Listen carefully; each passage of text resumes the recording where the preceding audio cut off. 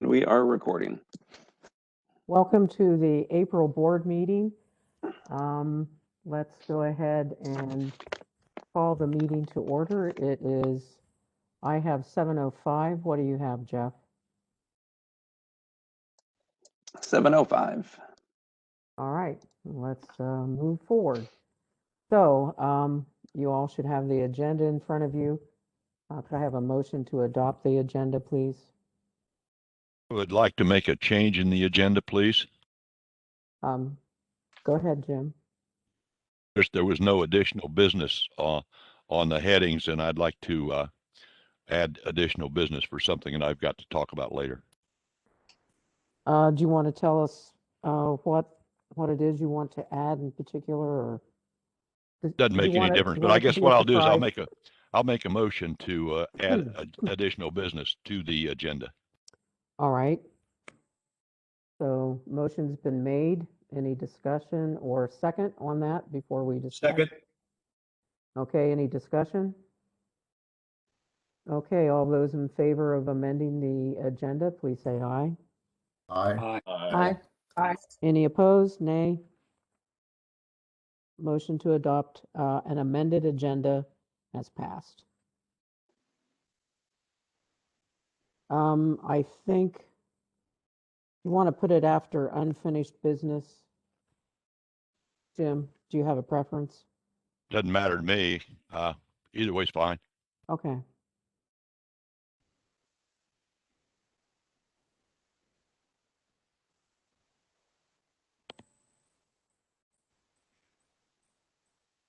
All right. Let's move on to the president's report. So just a reminder that the annual board meeting is scheduled for the third Sunday in August, and that date is August 15th.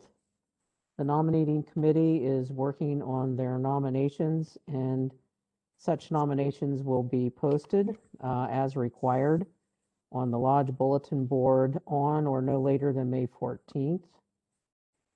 And of course, there'll be a more broad communication to the membership. Board members will be asked to not only submit their resumes, bios, but hopefully answer questions and also participate in YouTube interviews.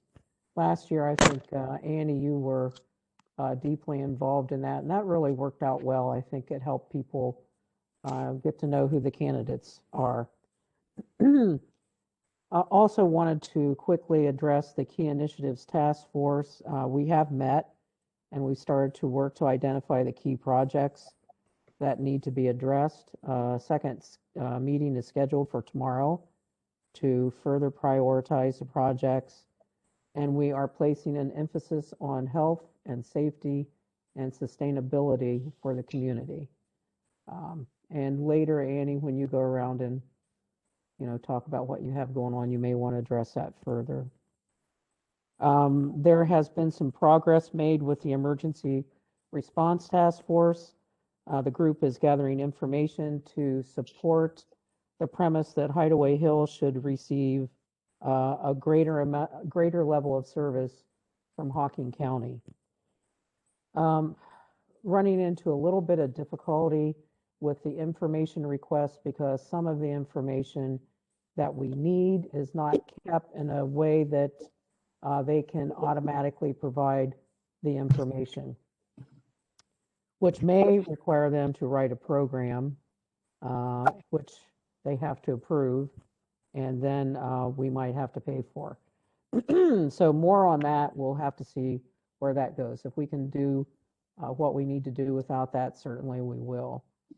Of interest is that in about 10 days, the 2020 census will come out, and that will further help us establish the amount of residents that we have here and the level of service that we really should be getting.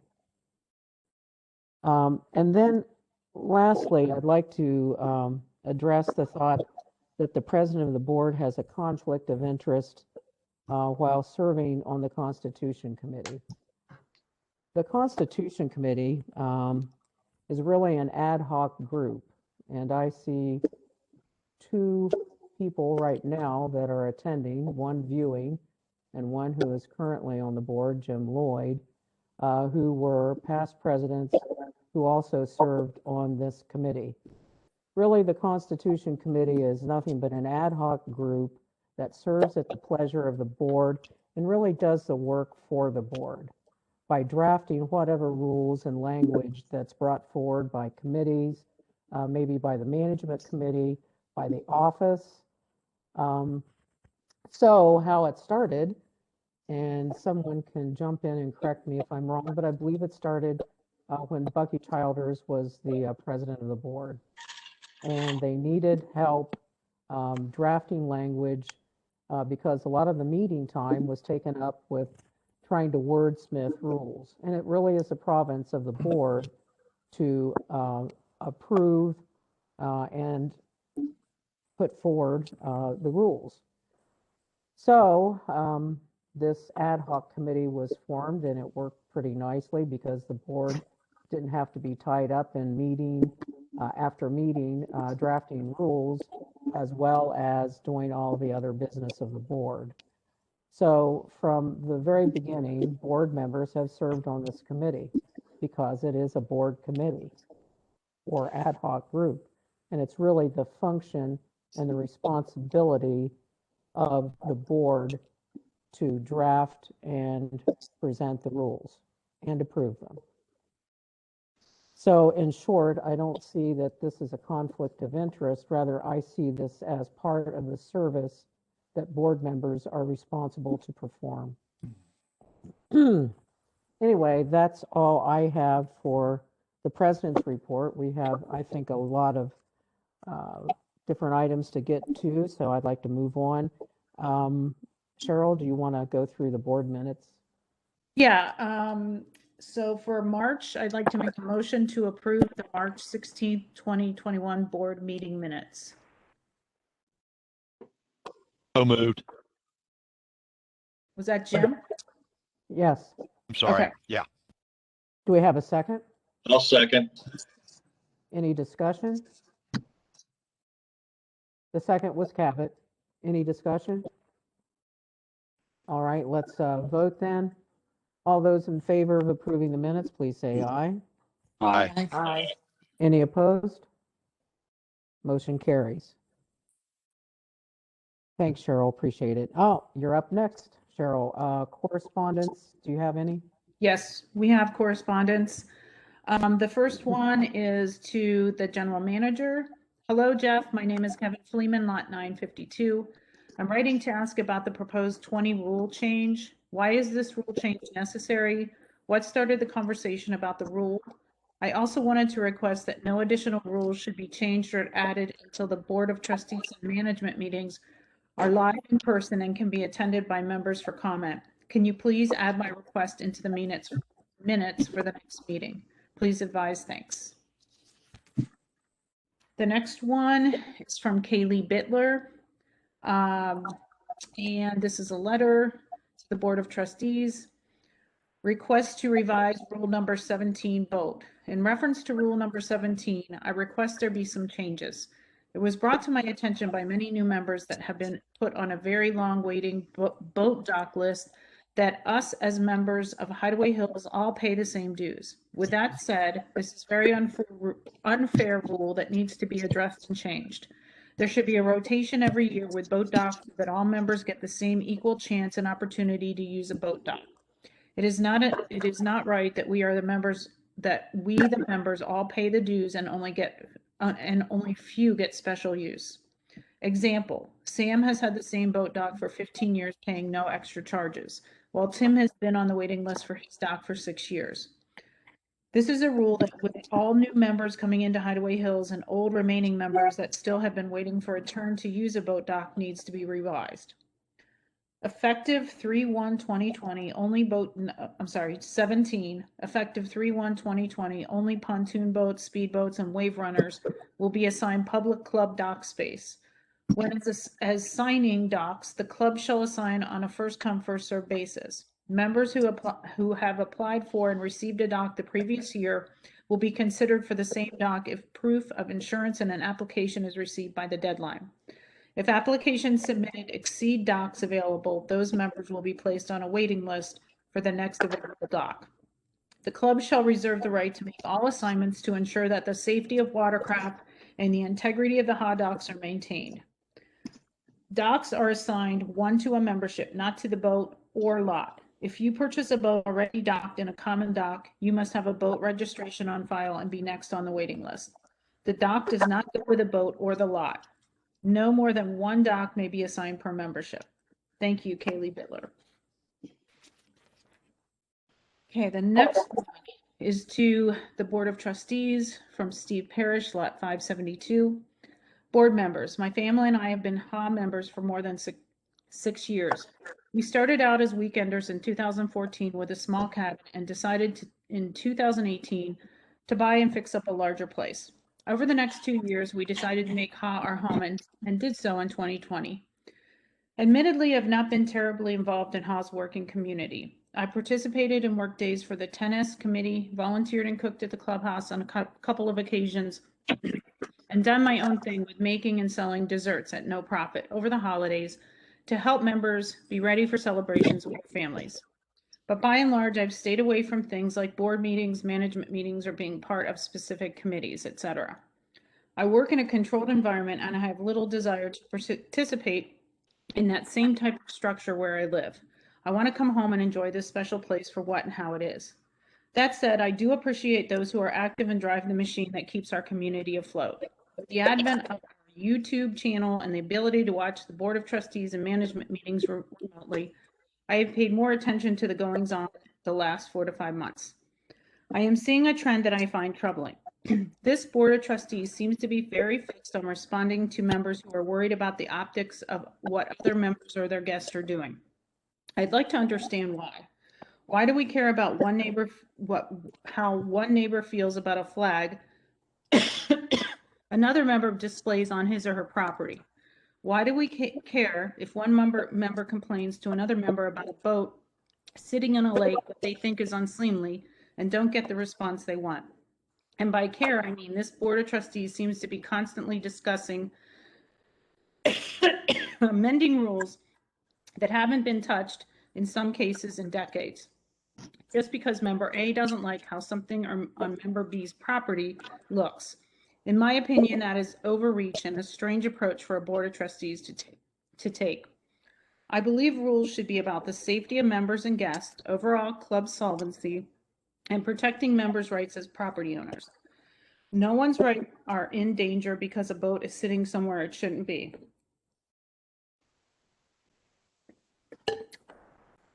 If the rules as written don't address that, the proposed change should be about proper boat moorage and storage, not outlining all watercraft of that type from this lake or that lake. No one's rights are being violated because someone flies a flag that displays support for political candidates or controversial ideologies. Are some people offended by these types of things, perhaps? But so what? The Board of Trustees' job isn't to legislate around people's feelings, no matter how loudly certain members scream it should be. That is a cancel culture type of approach, right? I don't like something, so I'm going to make a bunch of noise until the Board of Trustees changes the rules so no one can do it.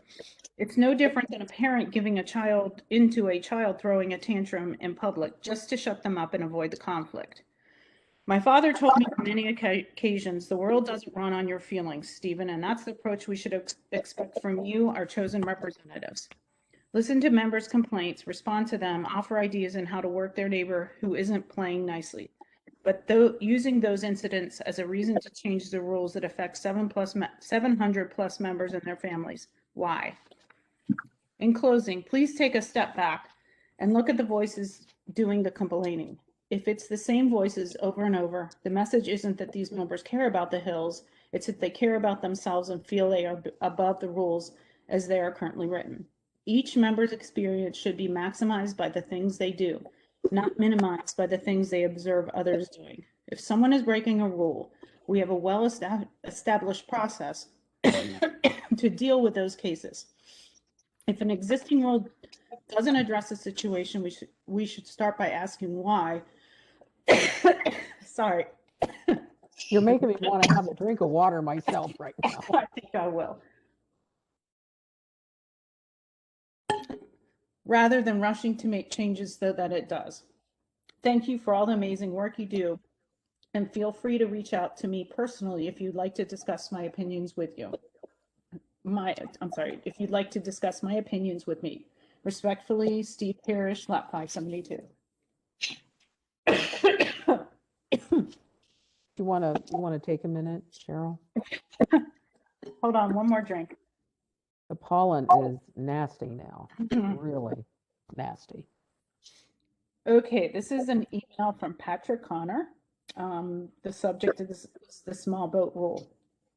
Cheryl, this email is directed to the board. Please share this at the next open forum.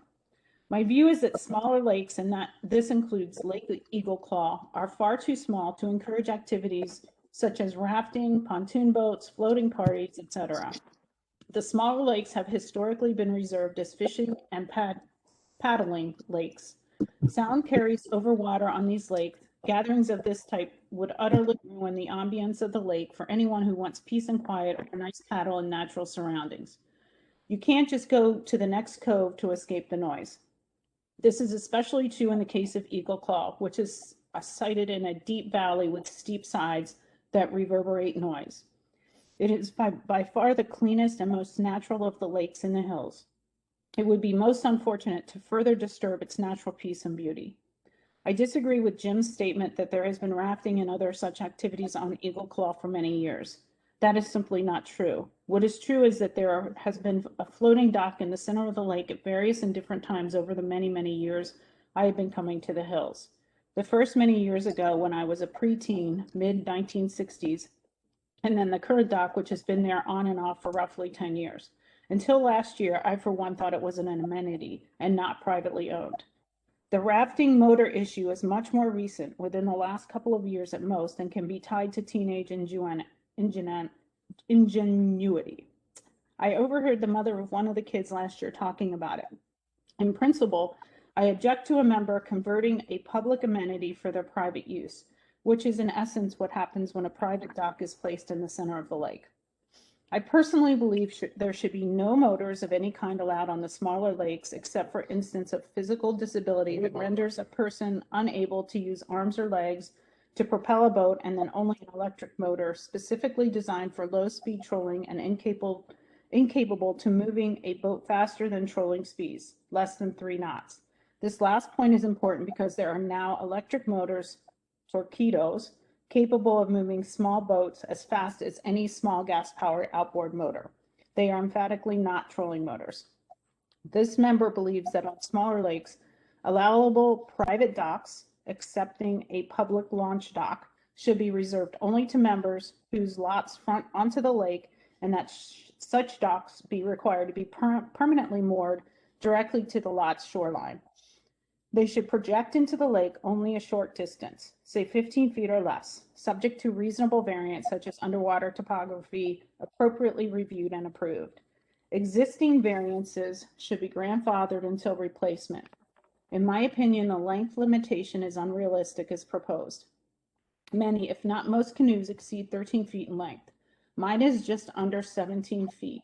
I believe a reasonable length for canoes is 17.5 feet or less. Kayaks can be somewhat shorter, but high-quality kayaks still commonly exceed 16 feet.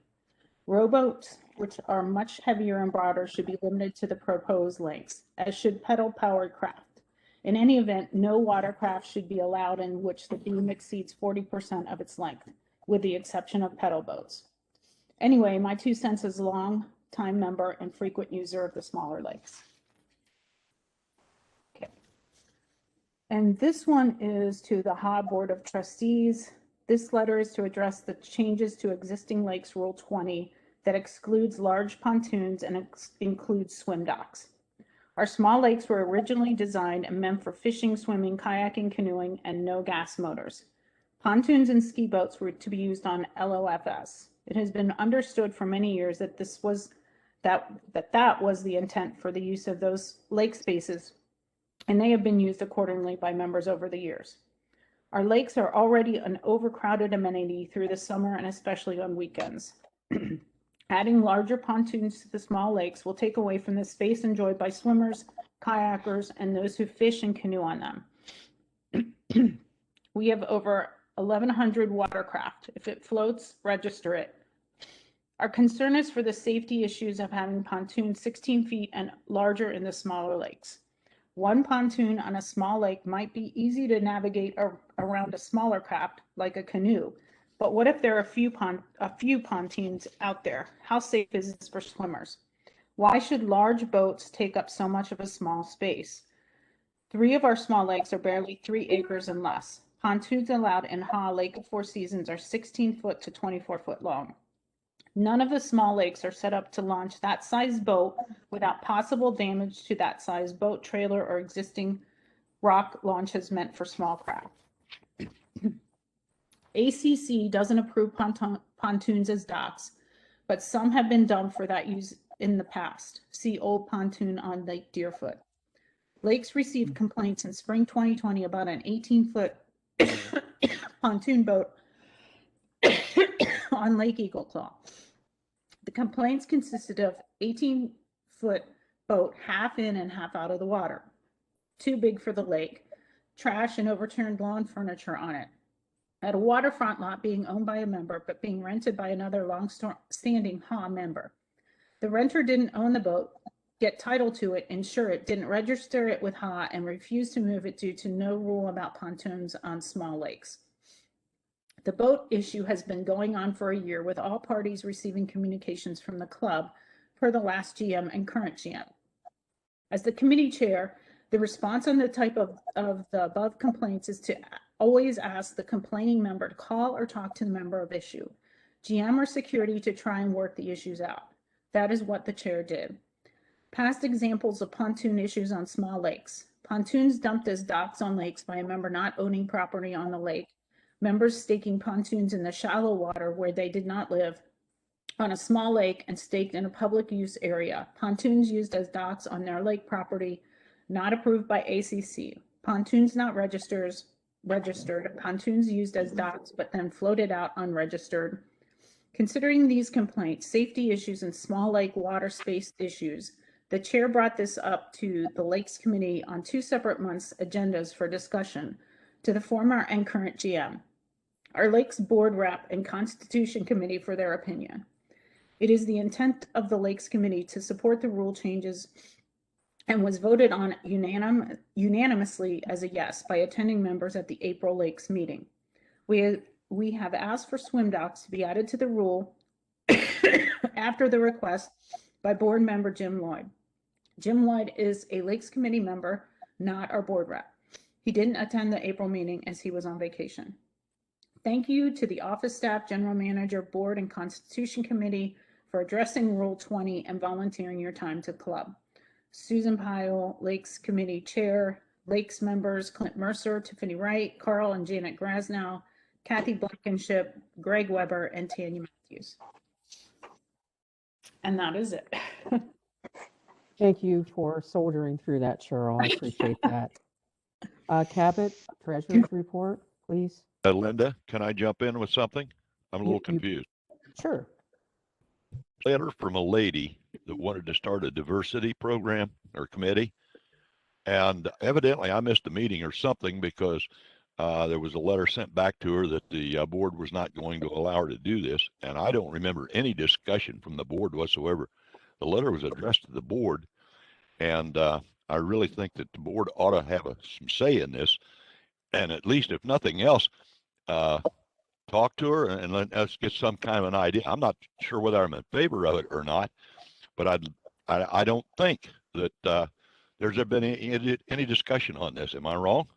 No, there has not been any discussion, but I will point out when I looked at the code, it doesn't really say that a new committee has to go to the board. I believe it's the president's decision whether to do it or not. And so I made that decision. Are you telling me that the board does not make a decision on any committee? If it was going to be brought forward, it would have to be approved by the board. But I chose as the president not to bring it forward. I'm sorry, but I don't think that that's quite the way it should be done. I think that this ought to be tabled until next month. Give the board members a chance to read it and look at it and give her a chance to come in and discuss what she's doing. I think this should be a board decision, whether to or not to. You know, I understand what you're saying, but I don't know that I agree with what you are saying. Okay, let's do I it this hear way you, then. but I don't understand. I don't necessarily believe that's the correct interpretation. Well, let's do it this way then. I make a motion that this table be tabled until next month, and that the lady be given a chance to speak and say what exactly she's planning on doing, and then the board can decide. We are Second. actually, we're in treasurer's report. Do you want to bring this up at another time, perhaps under unfinished business? That's fine with me, but I just think we really need to talk about this before it's just automatically shut down. Well, bring it under unfinished business. Yep. All right, thank you. Treasurer's report, please. Okay, little activity going on here. We started the month with a balance forward of $146,209.44. We ended the month of March at $142,526.05, roughly $4,000 down or a little bit less. Of course, there's some big projects coming up now. We've got the maintenance building out at the golf course that's going to be finishing up here fairly soon. So there will be some changes in numbers. Of course, amenities approved a good part of the funding for that building as well. And of course, other things are going to start ramping up now with the boats launched and other things. But that's where we are as of right now. 142,526 is the balance, combined balance for all the committees. And I make a motion that the committee treasurer's March 2021 report be approved. Second? Tim Weibel, second. Okay, thanks, Tim. Any discussion? If not- Actually, I'd like to throw something in there. Cabot, we voted to allow the Dam Jam and $2,000 for DJ and associated activities for the Dam Jam. And for Right. some reason, you're not writing a check to support that. And I don't understand why. Well, But that needs to be taken care of. yeah, I talked that over with Penny 2 different times. We are still waiting. We have not seen a committee report on that. We do have an invoice that talks about down the road, not an invoice, a proposal, but that's all we have. So we need to have a committee report, filled out. And what we always need is an e-vote, a committee report filled out, and then the proper invoice or whatnot. So we don't have that paperwork yet. It's in the current minutes that shows that the board approved the $2,000 and for the DJ and so forth. Right. And now you're the rep, right, for that committee? I am. Okay. Did you fill out a committee report on it? No, I did not. Okay, that's what we need. Because anytime we write checks, we have to have specifics from the committee filled out in a report form. Okay, so I assume that our chairman has that form and all she needs to do is send that to you?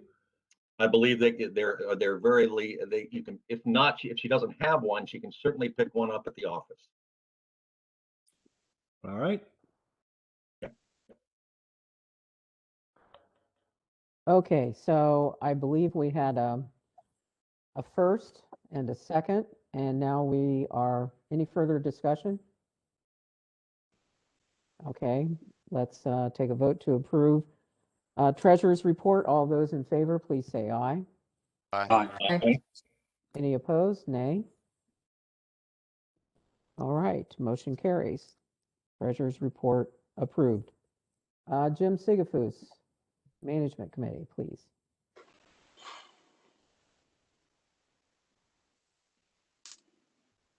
Thank you. The Management Committee report for the board meeting of April 20th. Lake Deerfoot Management. We are taking more active steps this year to control the invasive duckweed and algae in the lake this year, including the purchase of a fountain to keep the water moving, so it doesn't become such an eyesore. Highway Road Plan. A plan of action for the 2021 road assessment spend is in place. The front paving will be done in May. The office will give adequate notice to the membership, as there will be some period during the day that members will need to use the gate near the boat storage area. Management Committee is looking to improve our security in the hills. We are actively looking at RFID gate systems and expect to move on this project in the early summer. However, we are struggling to get security vendors to call us back. Do we know why they're not calling back, Jim? We're not big enough money? What is it? I went on to Jeff. Jeff can comment on that. Yeah, I don't have an answer. Signature services, I believe, or signature controls, I've tried numerous times to get a hold of, and finally have given up because there's been absolutely no response from their sales reps. JJ is working on some companies that he used to work with that do the exact same thing. So we're hopeful that that he can make some better progress than I've been able to. All right. The Management Committee has approved to purchase a zero-turn lawnmower as part of our equipment replacement strategy. That was on the depreciation list presented a couple of months ago. I don't know that we've got that yet. And then finally, last but not least, clubhouse smoking issue. The issue of where to allow smoking in the clubhouse needs to come to a compromise. The clubhouse area is not conducive to adding any additional outside seating without removing landscaping or changing the looks of the facility. The Management Committee is proposing the board pass this interim rule and eventually pass this as a rule. The back deck of the clubhouse will be smoking from November 1st to April 30th. From May 1st to October 31st, the back deck will be non-smoking and the shelter house will be the designated smoking area. It's fairly simple, and it is a compromise that hopefully gets this bet behind us. That's all I have. Questions? No, but I think we need to make a motion to adopt the interim rule. So does anyone want to actually, it's a motion to adopt the interim rule that the clubhouse back deck will be non-smoking from May 1st through October 31st. After that, the second part of the motion is a rule will be developed to add to the Hideaway Hills rules. Do I have a motion? I'll move that we adopt the interim rule. And move forward with the other rule? At a later date. Well, I think the way I interpret it is we adopt the interim rule, and then as we then legitimize the interim rule, we create a final rule stating the same. Do we have time and the time when that decision needs to be made within a year? And once we've gone through this cycle once? We could do that. We could go for a year, or we could just adopt a final rule after the interim rule. Would we consider a certainly- different compromise, something that truly would be a compromise on both sides, meaning have the deck be non-smoking in the summer months. So what was that, May through May end of 1st through October? October 31st. And then the shelter house stays smoking, and then we revert that in the winter months. And that way we actually could take probably better advantage of the panels that have been bought for the shelter, because right now we can't really put all of them on due to smoking laws. I'm not sure I'm sorry, Annie, I'm not sure I catch your full intent there. When you said revert, what are you saying? The shelter house would then be Okay, I'll just say it again. non-smoking or We'll say the smoking, or- deck will be smoking from non-smoking from May to October 31st and smoking from November 1st to April 30th. The shelter would be smoking May 1st through October 30th, and then non-smoking November 1st through April 30th. Thereby, you give a space for both parties to go to. It's just reverting which direction, which part of the footprint they're going to. And you're saying we can enclose the structure out there if smoking's not involved, so that it could be technically heated a little bit or whatever. That's true. That's correct. I agree with Jim. There does need to be a compromise, and I feel like this is a little bit more of Absolutely. a compromise than what's currently being proposed. I guess the management committee's theory was, I mean, granted, I came up with this, but we all agreed that the majority of people that want to eat on the back deck will want to do so from May to October when it's nicer, and, you know, November, yeah, you get some nice days in April, but, you know, they'll mostly eat inside, and it was the argument there. It was a thought process. Try to give the nicer months that people want to eat outside and smokers don't mind going out to the shelter house to smoke, was the thought.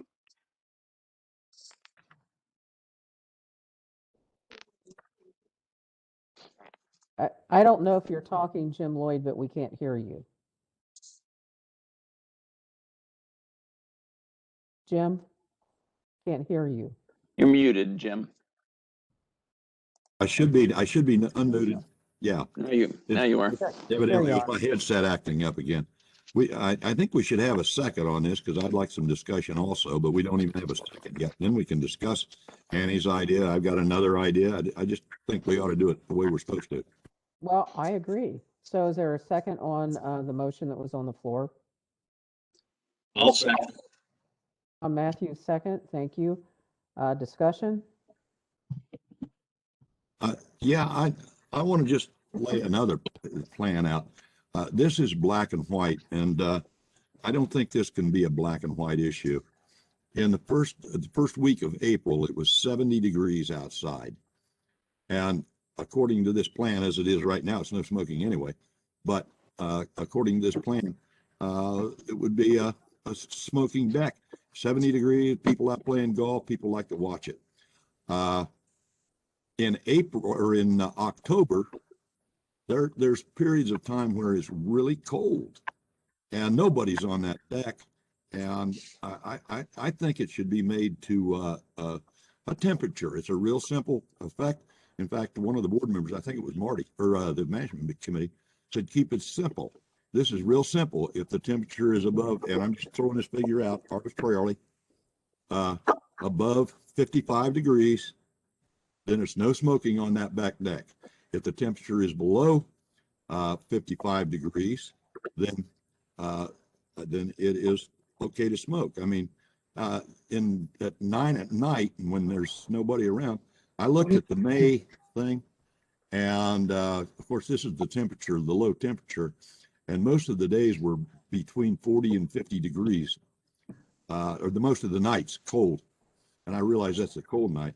You just put a thermometer up there and a sign that says if it's above 55 degrees or whatever you decide on, you smoke. That way you don't have somebody sitting out there in April saying, gee, or wanting to go out there, but God, it's full of smokers.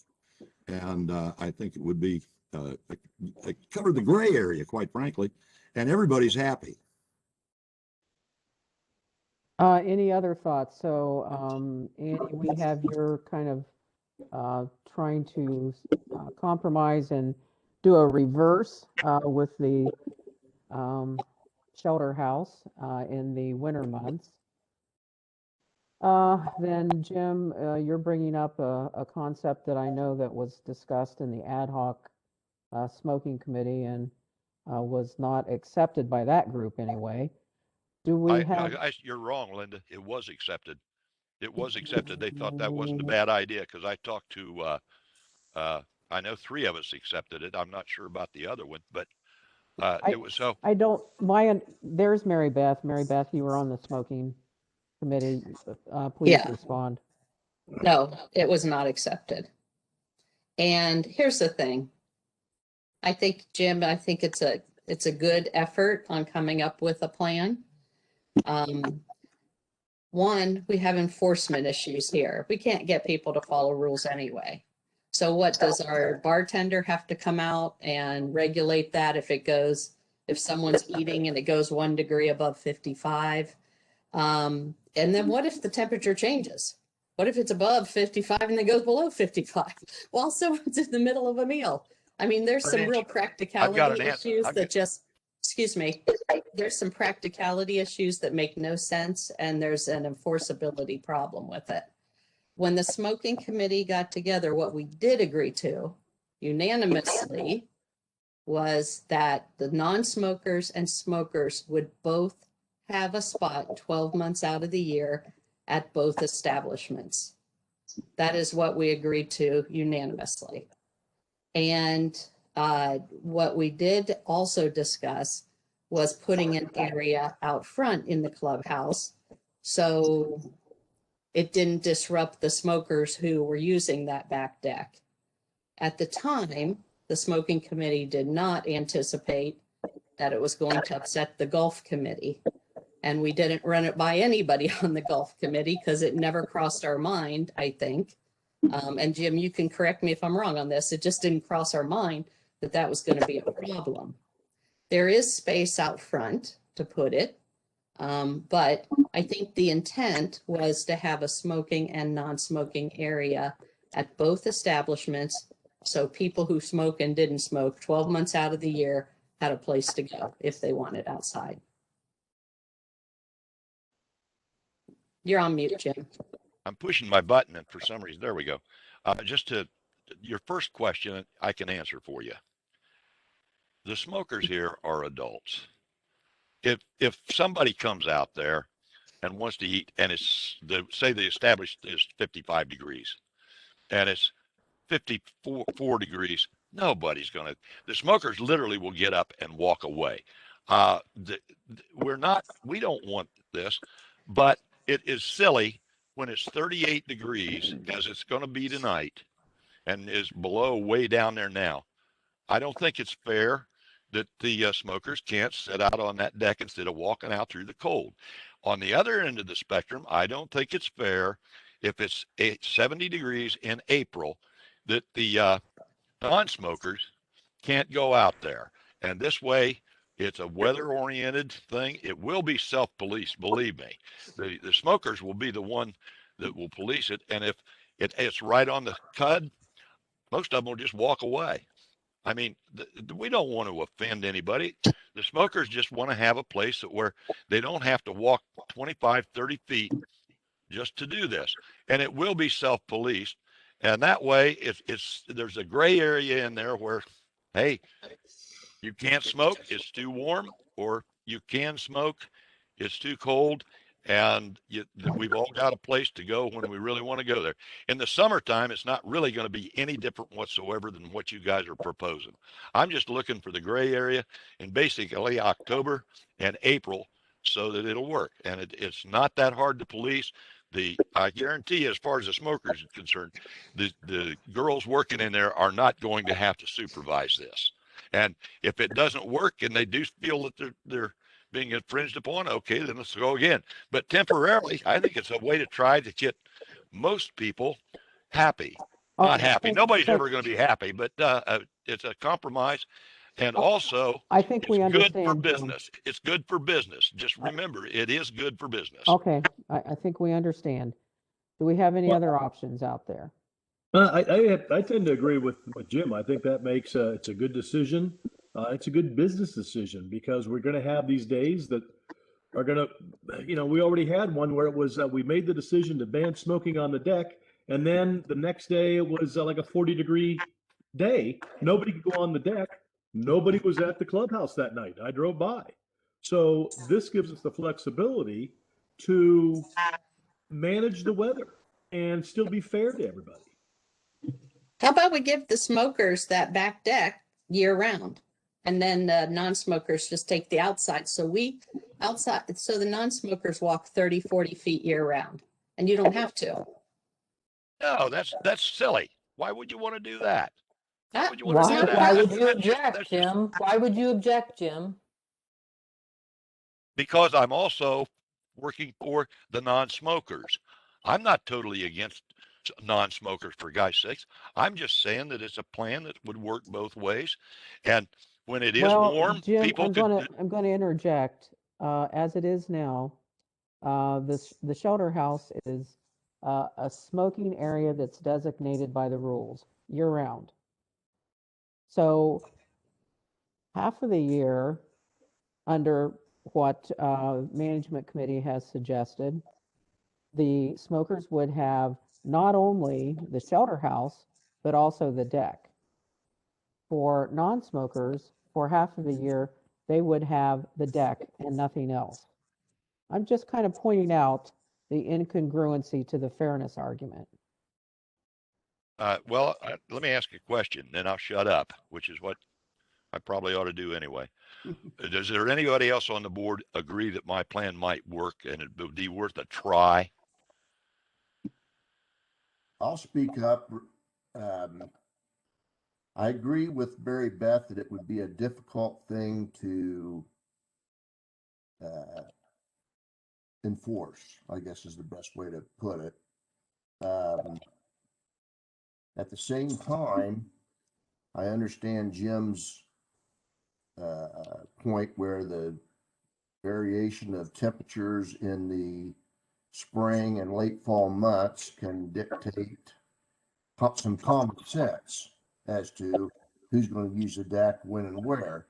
My concern is it appears that once this rule was enacted on a temporary basis, that the clubhouse lost a lot of customers that were upset and somewhat, not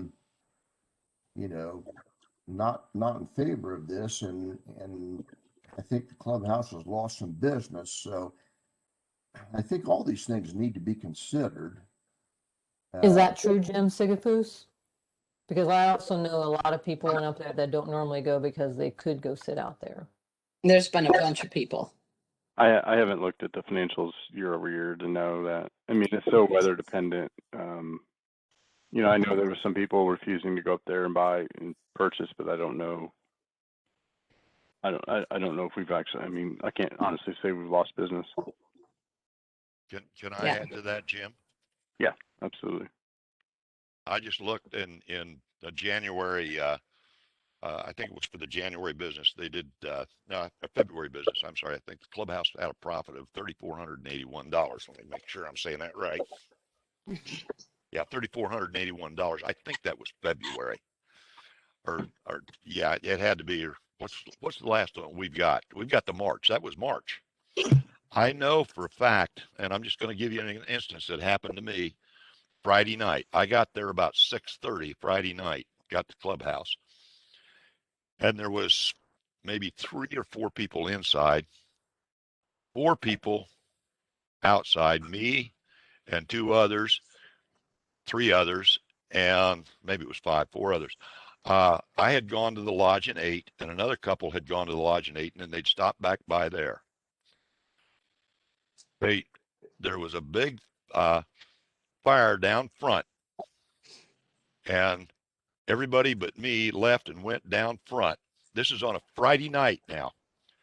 And I sat there by myself. This was about 7:30. I sat there until about 8 o'clock, and a friend of mine came in, and we sat there until 9:30. And there was absolutely nobody came into that clubhouse except Sydney, me, and my friend. And about 9:30, I left and went down to the bonfire, and there was about 25 people down there, and every one of them were clubhouse people. They're not unhappy about the rule. They're unhappy more than anything else about the way it is. Nobody can settle it. All of a sudden there was just a sign slapped out there, no smoking.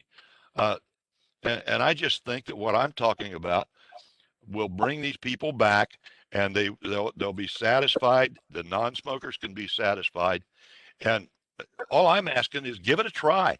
And if it runs into problems, okay, yank it. But just give it a try. Well, Jim, what is the problem with you taking the back deck year round? So in the cold or whatever, you don't have to worry about it. Well, the main problem is number one, convenience. Just like you said before, maybe the non-smokers should take the back deck. When it's cold and miserable out there, it's just easier. It's easier, number one, for the servers to come out and say, hey, anybody need a beer? Instead of Yeah. walking all the way out there. That's So easier why on don't the you servers. take that? Why didn't the smokers take that back deck year round? Hold on, Jim, how do you see this temperature thing working? I mean, I think it has some merit, but how would you do it on a day-to-day basis? Who's in charge of the temperature? Time is the temperature registered, those kinds of things. Who's the Cabot, I temperature can answer police? that. It's real simple. You put up a digital thermometer right there on the window, and the sun shines in on it, so you get the benefit of getting the warmer sun weather. And you put a sign: if the temperature is above X, no smoking. Period.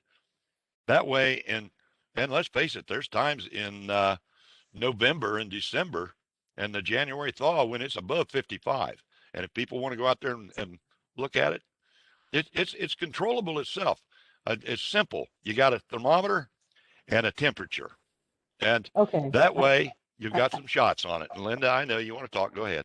I think we've talked about your option before. I think time and temperature, everybody can vote, given a minute here, but in terms of keeping it simple, it's not so simple. And then to have non-smokers have to say to a smoker, if the case arises, could you please not smoke? It's my time because it's 55 degrees. I have concerns about that, but we have a motion right now that needs to be voted on. Let's vote on the motion, and then we can take another motion if this one doesn't pass. But we need to move on. We have spent hours and hours and hours of board and member time trying to figure out this smoking, non-smoking issue. And I think that the management committee and the golf committee and everyone has worked hard to try to come to a compromise. I'm just shocked that we keep on circling around on this. So we have. Well, my motion, I really intended my motion, Linda, to be on the interim basis to adopt what the management suggested. And Well, then we can reevaluate down the road as far as I'm concerned. If that's your motion on the floor, that's not what I said. So you would be amending my motion, or I can withdraw my. Well, you didn't make a motion. Well, But that's true. you- This is what I Yes, said the motion would be. yeah, I made a motion to adopt the interim part and to look at the final rule later after we evaluate it further. And was there a second on that motion? Yes, Cabot seconded. Okay. So let's call the vote. All those in favor of the motion, please say aye. Aye. Aye. All those opposed? Nay. Nay. Was that 3 nays? I heard Jim, Eric, Tim? Yeah. Anyone else? Okay, motion carries. The interim rule from May 1st through October 31st is that the deck is non-smoking. After that, we can finalize whatever rule. And include, at that time, we can relook at what Jen was talking about based on how things go. Right? Okay. That's right. Well, I've got another idea I didn't get a chance to throw out there, and that's that we have 3 sides to that shelter house. Why not when we have 3 sides up, make that a non-smoking area? That allows the people that are smokers and non-smokers to still be able to hang out there. And if you're a smoker, you walk outside of that area, but still be able to go and use that area. In the meantime, the back deck is a smoking area when the sides are down. That's what Annie just suggested, Eric. She said when it's not smoking on the back deck, then we flip-flop and non-smokers get the shelter house and smokers get the back That's deck. not exactly right, Mary Now, Beth. when the 3 sides are down. It was during the months. You want to repeat your. So when it's time for the non-smokers, non-smokers have the back deck for 6 months. And what she suggested was the other 6 months, the non-smokers have the shelter house and the smokers have the back deck. Right, That's what she suggested. right. All I'm saying is we've got three sides. The intent of that was to allow more time to be able to use the shelter house. By Ohio law, it says that we have to be non-smoking. So make that the non-smoking area while the three sides are up. And then the back deck be smoking during that time. And then Who when decides- summertime who comes, decides? Well, I have a question, summertime Eric. comes in like June, when we lift the three sides, Well, then we Eric, reverse it. Eric, when are the three sides down and when are they up? I would, Well, they're never down. Three sides are never down because it's a smoking area and they're not allowed to have three sides. No, Linda's Put three question sides is and then how do they're you allowed determine to when push you me. put it down? That's Yeah, what when I'm you- When do saying. you decide the sides go down and when do you decide they go up? And who I would decides? say, And who I would decides? say through probably June, and sometime in September, you put them back up because that's when the wind starts blowing and you want that protection out there. That's the reason they were bought. I agree with you. That's why I suggested the 6 months in the winter that it be used for non-smokers and we can actually take advantage of it.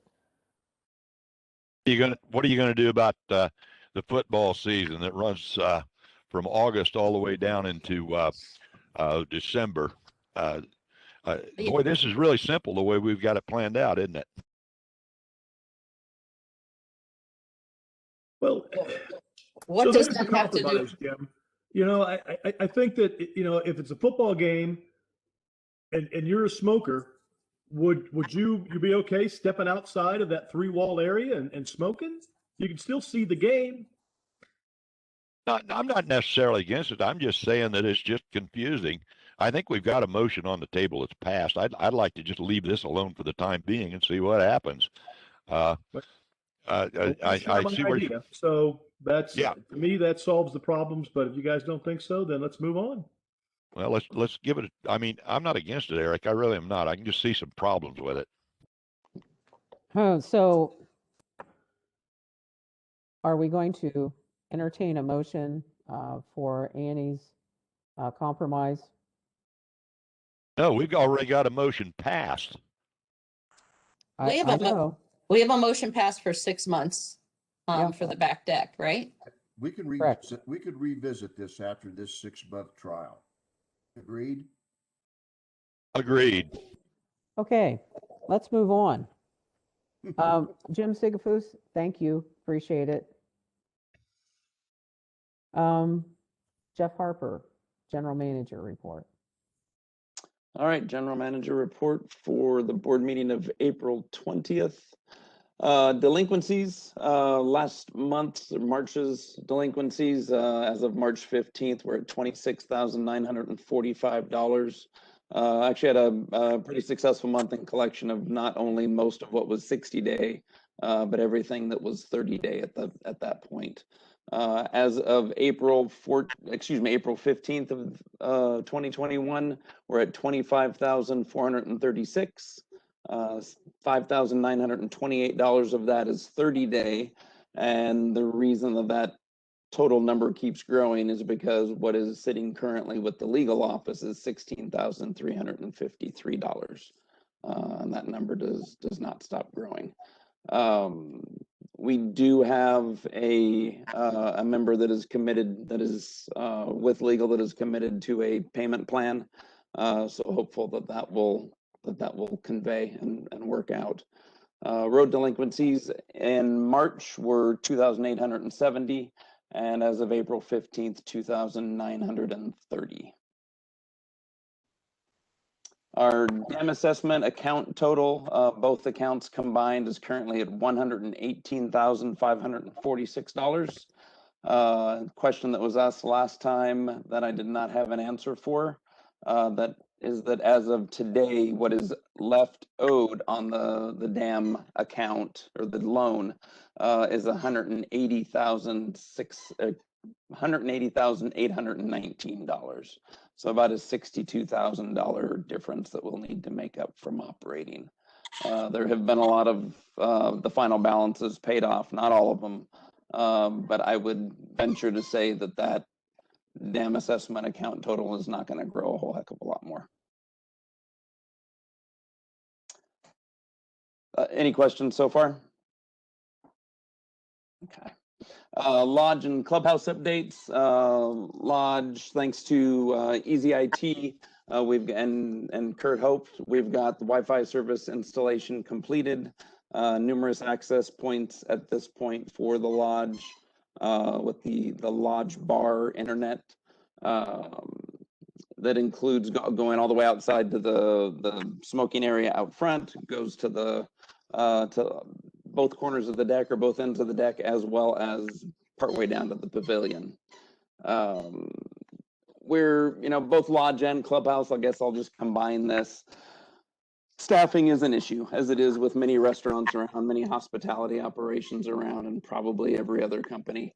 It has been extremely challenging, and I would argue more so than probably ever before, trying to get staffing for both areas, as well as even trying to get some summer help for Rick.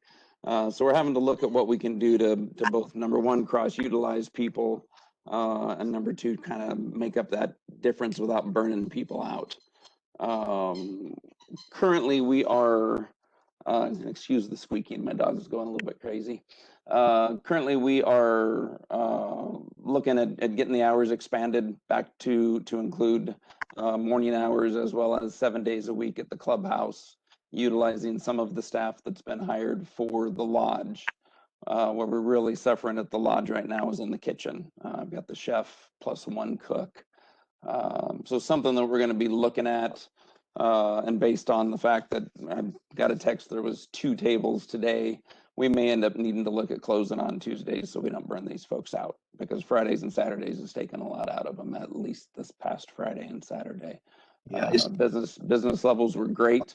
We had a lot of volunteers there with the management committee and board members. But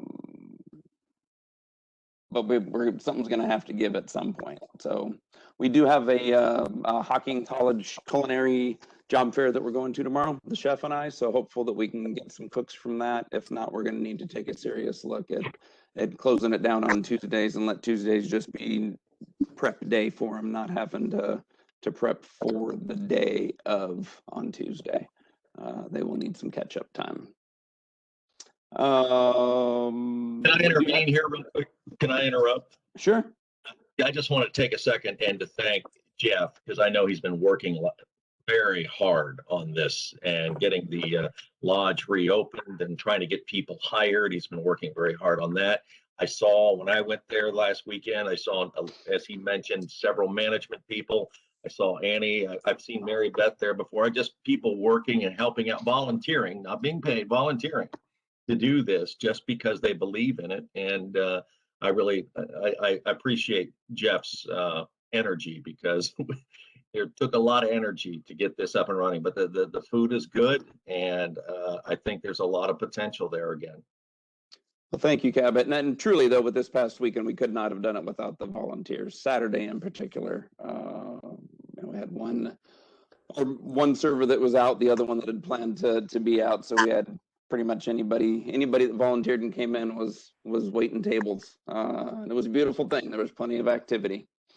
Anyway, I would just ask for the listening audience, if you will, for patience as we try and grow this staffing. We're trying very hard not to make it a self-service operation and not have to start getting a bunch of frozen stuff in for the food, because we really would like to continue to use fresh food. But also want to mention Jeannie. She's been up there giving a lot of time and effort. Leadership up there too. Yeah. Yep, very true, very true.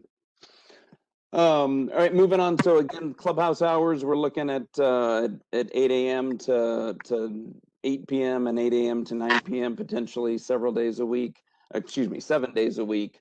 We just have to get the new staff trained in order to be able to make that happen and be there for golf cart takedown and golf cart reparking in the garage. And then finally, payroll protection loan. So I guess we're at round 4 of this thing now. And there is a better chance now that we actually qualify than any of the other 3. That said, given the short time, I've not been able to get an answer. We have applied, but not been able to get an answer as to whether or not we would actually qualify. So Do you have an idea of when you will know? Now, is this, you're working with what, Park National? No, it's actually a group called Womply, Park Womply. National. Since we don't bank with them, they were great at offering advice and suggestions, but that was about it. And none of the banks that we currently utilize participate. Okay, so we don't know whether our type of organization Correct. is a part of it. So when do you think you'll know, Jeff? Well, I'm hoping this week or sometime early next week. The challenge is going to be that there's a clock ticking as far as when you're actually able to apply and take the monies or take the loan. So I guess what I would like to suggest, if it's not a possibility, let me know this. But is that we get approval to, if we qualify, take a payroll protection loan out of $49,430. And that is based on 3 times our monthly payroll in 2019 for food and beverage. Because 2020 was just a wash. If we aren't approved for it, if we don't qualify for it, then no harm, no foul. If we do, then at least we've got the potential to go ahead and get it without having to wait for May's board meeting. So, and the deadline to apply for this to be accepted? First part of May. I don't remember the exact date, but it was first part of May is what I was quoted. To apply? Yes. Can we ask for And- more? Maybe that'll make up our damn loss. Yeah, Jim, I'm going to kind of point to Jim Sigafus on this. He's much more the expert at this than I am. No, I mean, it's a calculation based on your payroll, and usually got to submit payroll support to justify it. So yeah, I'd love to get as much free government cheese as I can, but they do have limits on it. Now, this is not collateral based, so we don't have to put up as a club any collateral. Correct. And it is fully forgivable as long as we spend it on the right things, but they've opened the right things up pretty significantly. It's not just payroll anymore. We can spend it on cost of food. I don't think you can on cost of alcohol, as well as regular operating expenses, utilities. So we wouldn't be encumbering the club or the membership with this. That's correct. This is essentially free money for the club to use as long as we follow the rules, correct? That's correct. Well, do we have any questions about this? Since there is no collateral on that, would this be a board decision or a management decision? There's no collateral. I know the board has to approve any collateral, and actually they have to approve an expenditure over 15,000, I think it is. But there's no expenditures on it, and there's no collateral on it. I'm not sure, but if this would be a board decision or a management decision, or the management committee would like to see the board approve it. So I'm not sure. So talk to me about, or talk to all of us about how this would work, Jim and Jeff, in terms of, let's say we were awarded the 49,000 and we decided we were going to spend it on X when X wasn't really permitted under the loan rules. What would happen? Well, there's really no tracking what you spend it on, as long as you incur the amount of payroll required to cover the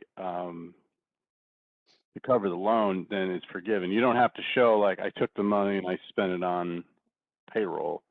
You just get the money, you show you paid payroll. A participant has joined the meeting. And then you apply for forgiveness based on that payroll paid. You can't apply until after the payroll's paid, but it's all about keeping people employed and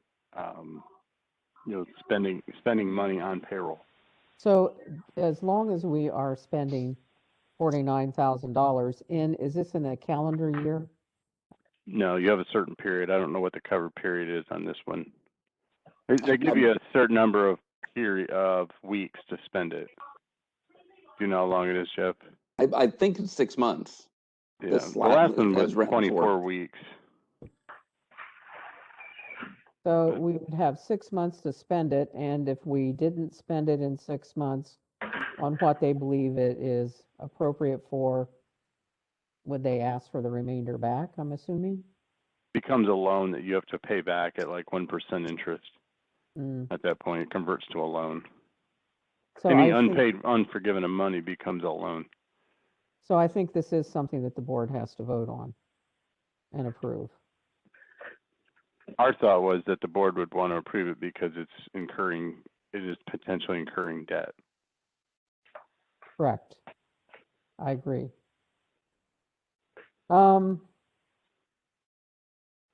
Does anyone want to make a motion to move forward with the, I'm going to say, the PPP federal loan? Can I ask one more quick question to Jim? Yeah. Sure.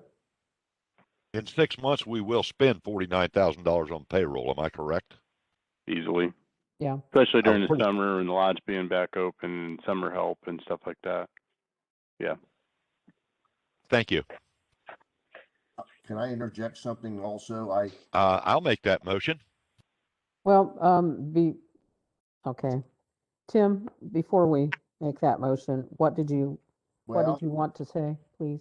how can we vote on something if we don't know we're eligible for it yet? Well, it would be That's my question. pre-approval. I understand what you're saying, Tim, but we have a limited amount of time, apparently, Okay, to do this because we need to apply, you said by the beginning of May, and our board meeting is not until later in May. okay, So, well, then I would recommend that the motion address that issue, number one. And number two, as Jim mentioned, if we do get this approval or this loan, I think it really should be applied towards the payroll of our employees.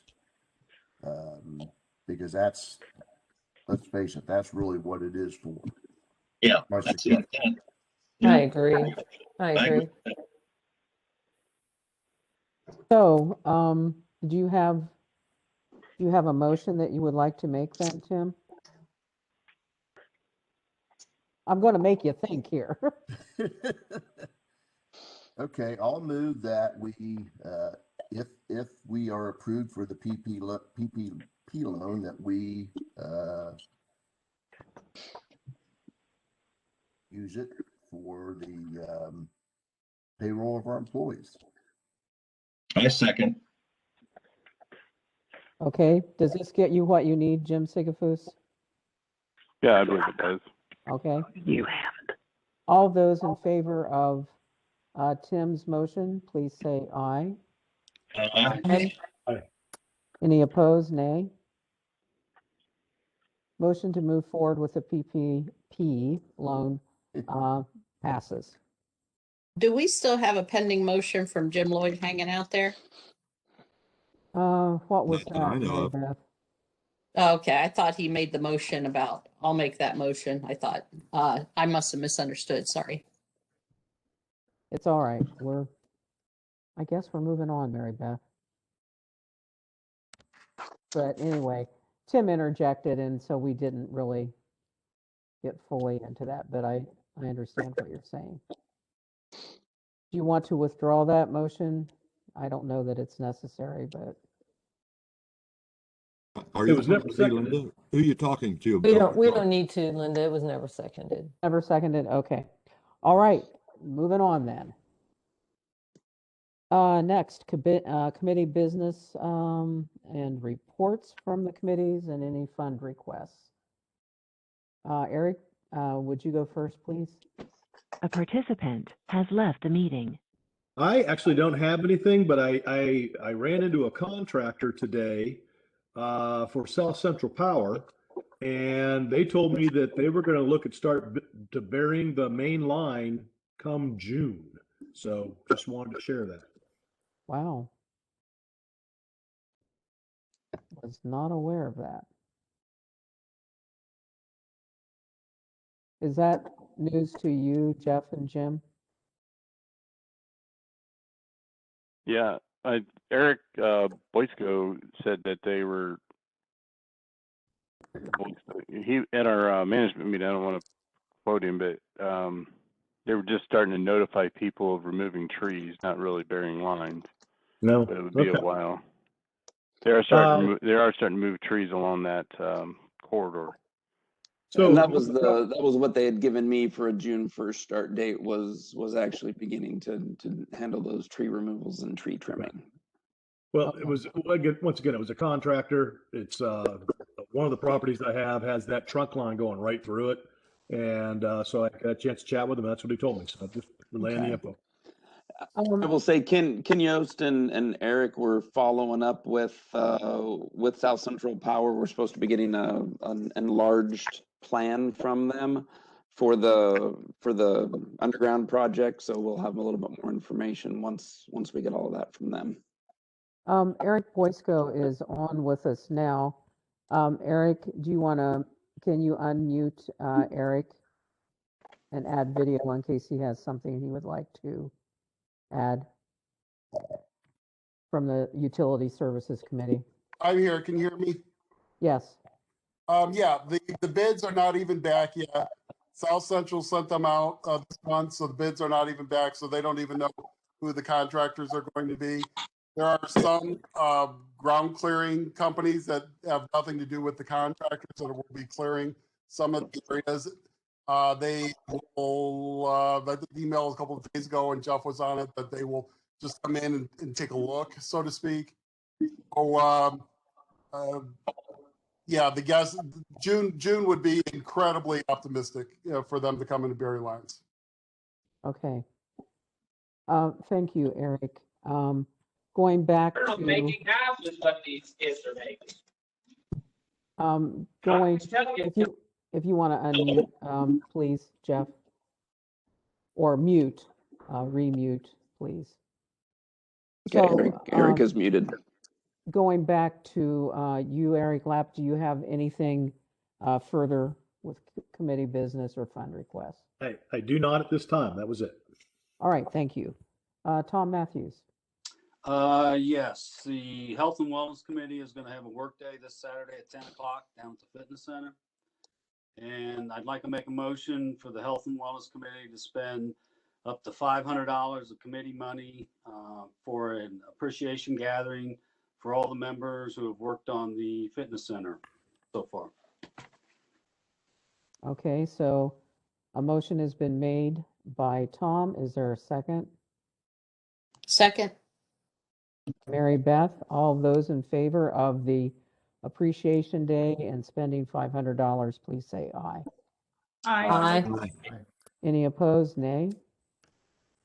Motion carries. Thanks, Tom. Do you have anything else for us? One other thing, I'd like to make a motion for the social committee to pay up to $4,000 of committee money to the Conspiracy Band for a concert on May 29th. All right. So we have a motion for the Conspiracy Band for $4,000 or up to $4,000. Is that right, Tom? It will be. Okay, $4,000. Do we have a second for that, please? I'll second. Jim Lloyd. All right. All those in any discussion? All right. All those in favor, please say aye. Aye. Aye. Any opposed, nay? Motion for that Conspiracy Band passes. Anything else, Tom? No. All right. Thank you. Cabot. Yeah, the Organic Garden had a successful work day on April 10th, high participation. 6 beds were added in and resold to members. A member donated $15 to the garden committee, a new vendor for July 1st planting.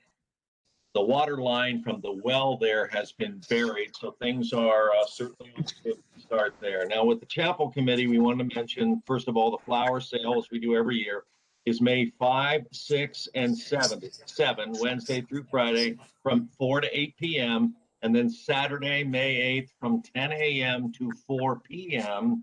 We do ask for exact change or checks, please. All baskets, and they are gorgeous, are $17. It'll be at the Front Gate Shelter House for that event. First service for Chapel in the Pines is May 30th. It's actually going to be a sunset service honoring Memorial Day. Jeff Wick is speaking. We do have 16 services planned for the summer with various faiths represented by local chaplains. Also wanted to mention that Angie Ryan has asked to coordinate a Shabbat service, which is, it comes from the Jewish tradition, but it's also moved into Christendom as well. It's a service that celebrates the creation and rest on the seventh day. She's agreed that she'll work around any events that might be happening on Saturdays there at the chapel. So that is something I would like to present. Again, ask for an e-vote. I want to make a motion that's Saturdays when there is nothing planned or scheduled now, that Angie Ryan could go ahead and coordinate a Shabbat service. Can I make that motion? Cabot, are you saying any Saturday or specific Saturdays? I just want to make sure I understand. Yeah, through the summer, just the Okay. same time as the chapel services on Sunday. You're breaking up, Cabot. Please Oh, repeat. no. I'm giving her all she's got, Scotty. Just through the summer. Can you hear me Okay. now?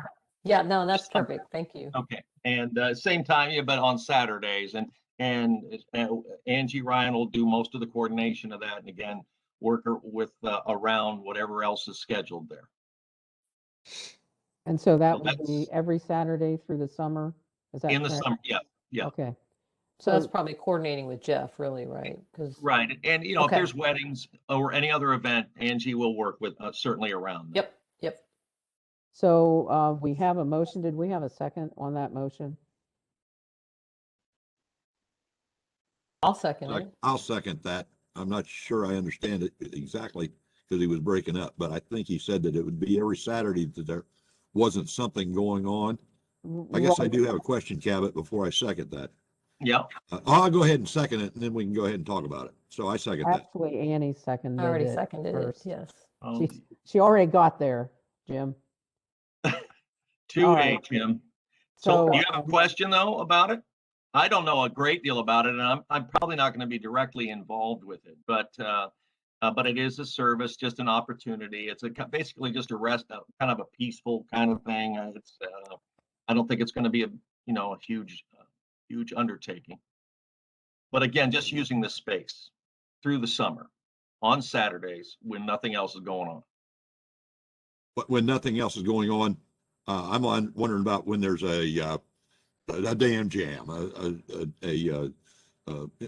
they going to be doing it when there's other activities going on Saturday? Well, it's going to be early evening on Saturday, and again, it would be in the chapel. So I don't, unless the band is rocking the house at 5 p.m. on a Saturday, I don't see that there would be a lot of interference there, or a problem either way. Okay, that's what I need to know. Thanks. Okay, so we have the motion on the table. It's been seconded. So I'm going to ask for a vote now for Saturdays with a workaround to provide I don't want to mispronounce it, Shabbats? Yeah, Shabbat service. Shabbat service. So all those in favor, please say aye. Aye. Aye. Any opposed? Nay. Motion carries. Okay, also, can I say one more thing? And I'm sorry, I don't mean to take too long. This will be Ty and Teresa Jordan's last summer coordinating or leading the chapel committee. I've been with them for the last 2 years. They've done a wonderful job. Certainly Lisa Jones before that, but we are going to need to begin to ask if anybody else wants to step up and help be in charge of those Chapel in the Pines services next year. Certainly it can be done in a team effort, but we don't have many people that are putting those things together. So I want to put that out there, just if you're interested. We'd love to hear you Teresa Jordan, Ty, and Nancy McCoy. Would love to hear from you. That's it. I'm done now. Thanks, Cabot. Jim Lloyd, do you have anything? The only thing I've got is history that the trap shoot was canceled or postponed. I've heard nothing from the range committee about when they're going to redo it, but and I have nothing from the airport committee except we're going to start working on the air show here very shortly. Probably have a meeting this month. That was a real success last year, wasn't it? Yes, it was. First year we did it, we had 5 airplanes and the helicopter, the Met flight helicopter. Last year we had 11, I believe, and the helicopter. Wow. And we're looking for probably, well, you know, I'm not going to say because we got some situations that we got to work out. But if we promote it right, we could have up to 20 to 25 planes. Wow. Any B-52s involved? You know, when I was flying, I tried to land one here, Cabot, and it was really ugly. And boy, were the boaters upset when I went right over the dam at about 600 miles an hour, screaming bloody murder, get this son of a gun up. I'd be screaming too. Nothing else for you then, Jim? As far as the air show is concerned, there is a possibility that we'd have another real winner here. But I can't get into it until I talk to my cohort and say, hey, are you going to be able to do this or not? Okay, so we have a surprise. Yes, always leave them wanting more. Okay, well, I think we will wait and be surprised and happy when we hear from you. Anyway, Cheryl, do you have anything? I don't have anything from the barn or the pool committee tonight. Okay, Mary Beth. The only thing I have is I'm asking that we approve of new ACC co-chairs. That is Chris Donaldson, and I'm gonna totally destroy this person's name, Lucian Slazewski. And they agreed to be co-chairs. Jeff, I don't know if I said his name close to being correct or not. I think that was pretty close. Okay, and so I'm making a motion that we approve them as co-chairs for the ACC. Have a second for that motion? I second. Cheryl seconds. Any discussion? Okay, all those in favor of approving Mr. Lucian, am I saying that right? I hope. Is that the correct motion? Lucian Slazewski and Chris Donaldson. Okay. So that's the motion. We have a second. All those in favor, without discussion, already asked. All those in favor, please say aye. Aye. Any opposed? Motion carries. Thank you. That's all for me. I think we have Tim Weibel left. Did you You're say sitting there best awful for quiet. last? You're hoping I was going to move on. Thanks, Linda. I have nothing for ORC committee. The golf committee, as Cabot mentioned earlier, the main structure for the addition to the maintenance building is completed. There's still a lot of work left to do, but as far as the structure itself, it looks very nice, blends in well.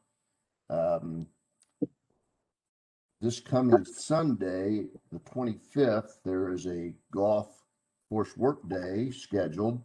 There is a sign-up sheet in the clubhouse, and you do not have to be on the golf committee to sign up and work. A lot of people that just love to golf and use the golf course come and help.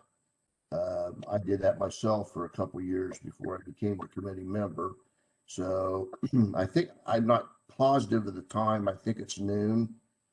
If anybody else knows the correct time, let me know. But Actually, I think Rick Boysko told me it was 9 to noon on Sunday morning. It's early then.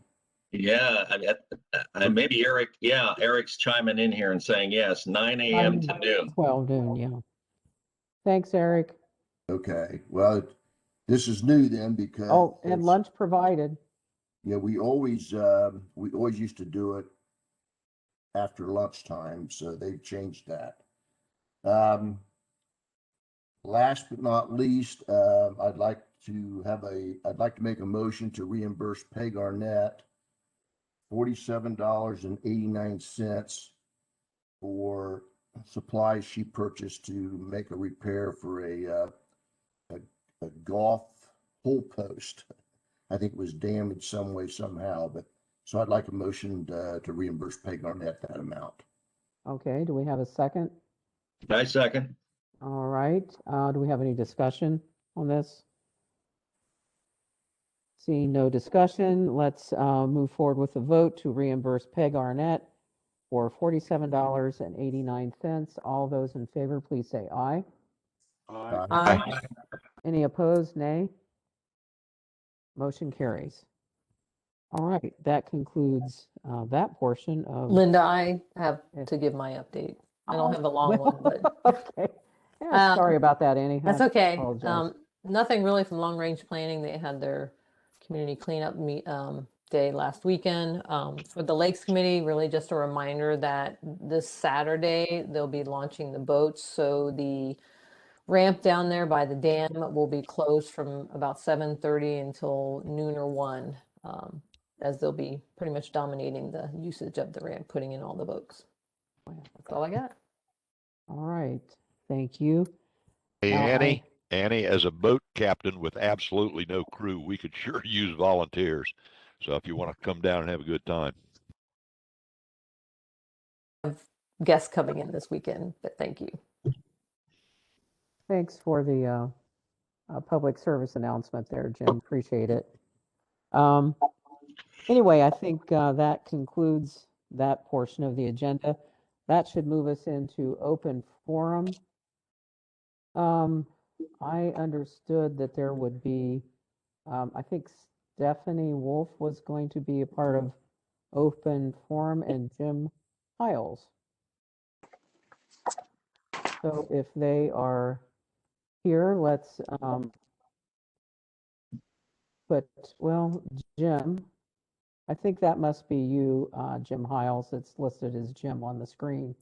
So let's take off Jim's mute and give him camera, please. Am I here? You are. Hello, everybody. Thank you for all that you do this evening. Appreciate your time. I sent out an email to all board members earlier today, highlighting the questions I had in regards to the proposed changes to Rule 20. Was that received by everyone? Yep. Yes. Yeah. Okay, good. So in short, all I wanted to do was ask those questions and see what kind of answers, because there is a lot of misinformation, and I'm trying to sort through fact and fiction. So there was some questions that I had myself that I hadn't heard discussed. And if it's okay, I'll just go ahead and read those questions one at a time. And if somebody'd like to offer an answer, would that be okay? Yes. Okay. My first question was, how many formal complaints have been filed involving pontoons on the small lakes in the last year where there was property damage or personal injuries have occurred? Does anybody know the answer to that? So formal complaints go through the office, so that would require them going back and looking through all of the formal complaints.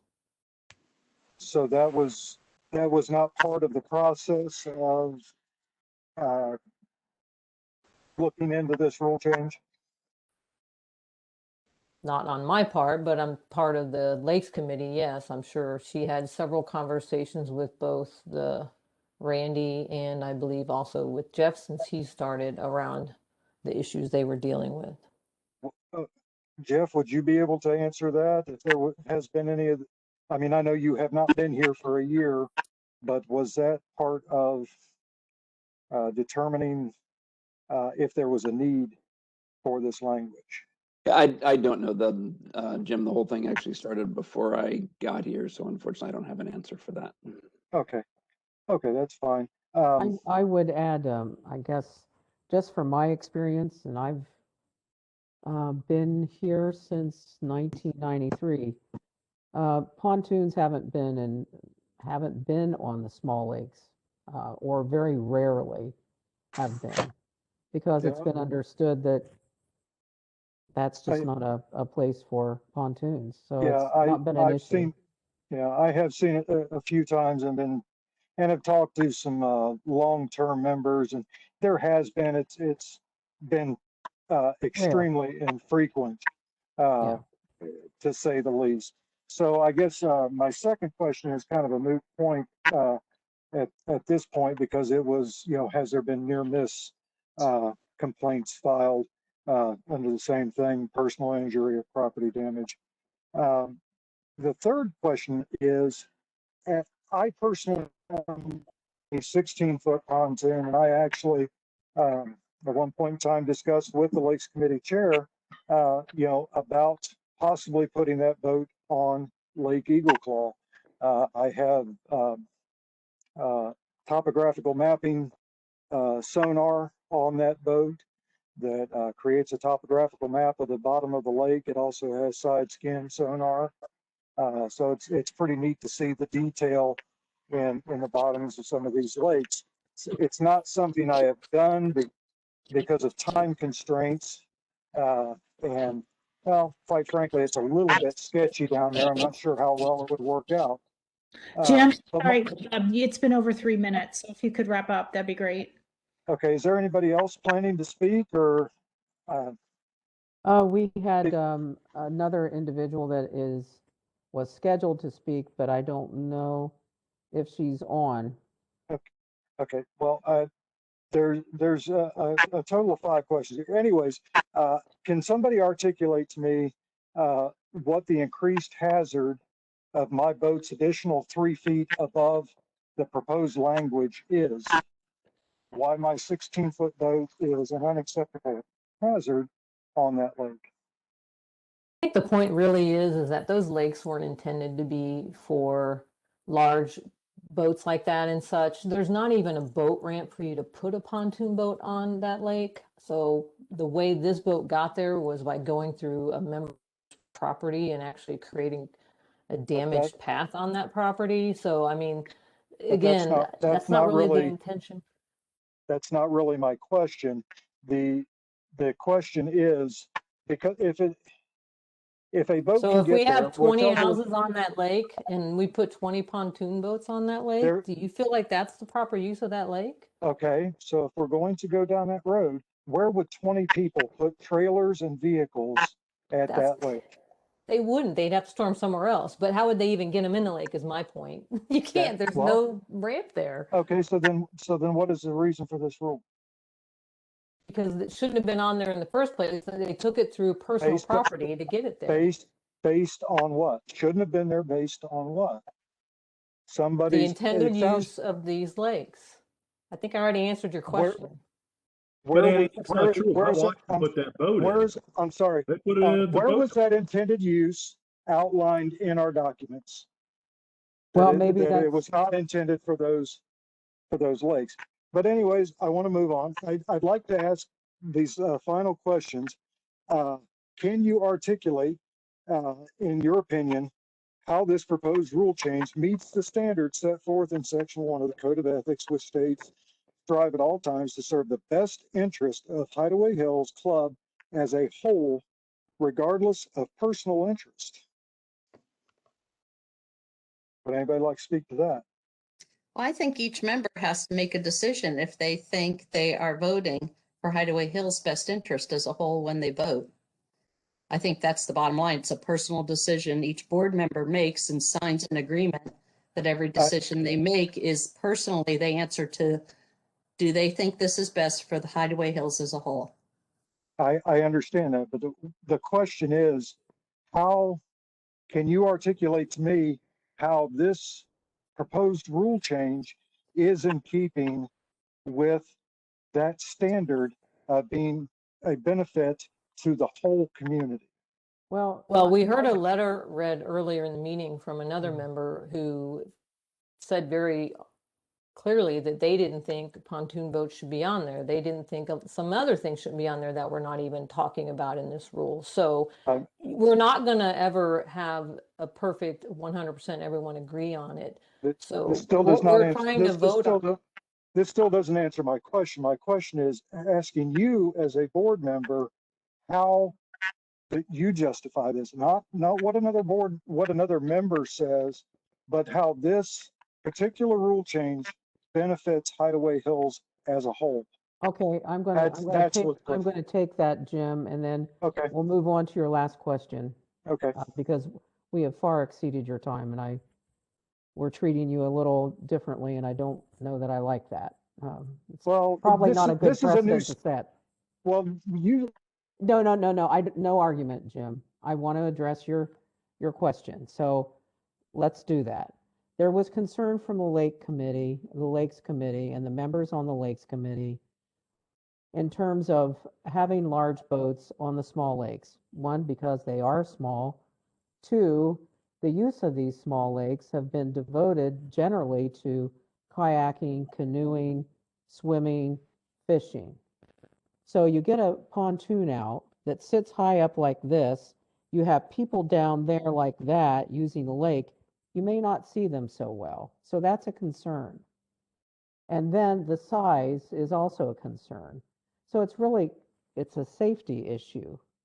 You may choose to disagree, but. Well, and that's why, going back to my third question, how does my boat's additional 3 feet create an unacceptable hazard that I should be limited from using that lake? Well, it's larger, and putting in and putting out would be very difficult. So anyway, you had one last question. Let's get to it so we can address it. The last question, what steps has the board taken to determine the impact to the membership concerning their use of the smaller lakes, and what did you learn? Annie? All right, I was trying to find the mute. Basically, the Lakes Committee reached out to understand what the small lakes usage has been historically, and some of that was articulated in the letter that was written and read earlier in this meeting. And the response was really a dialogue that they provided in that letter. So they weren't intended originally for those types of big boats. They have had pontoons in the past that they've had to get removed. So what they're trying to do now with this current one that they also tried to get removed by talking to the member, but was told there's no rule, so they're not going to remove it. So now we're trying to address it by having a rule. That way we can actually enforce it, because we can't really force their hand without a rule about that. How many board members know that Eagle Claw used to be a much bigger lake than it actually is now? So the original intent is you're trying to focus on the size of the lake actually was much bigger than it is now at one point in time. Well, I appreciate the information. I'm going to wrap it up because we've far exceeded. I would like to have, if anybody would like to actually, because I feel like some of my questions have not adequately been answered, if somebody would like to attempt to do so via email, you have my email to reach out to me. And once again, I appreciate your time. I'm just trying to find answers to questions that I have, and I feel like I'm not getting anywhere. I feel like Jim, we're going around. I think you ought to also talk to Susan Pyle, because yes, I the have Lakes plans Committee to brought talk to this her. forward. So I would talk with her in the committee. Yes, I already have plans of talking with her very soon. Good. All right, thank you. Do we have Stephanie Wolf? Okay. All right, we'll move forward then. Open forum is now closed. We'll move on to unfinished business. And I believe that is, the agenda item there is rule number 20, small lakes boat rule. Annie, can you walk us through that?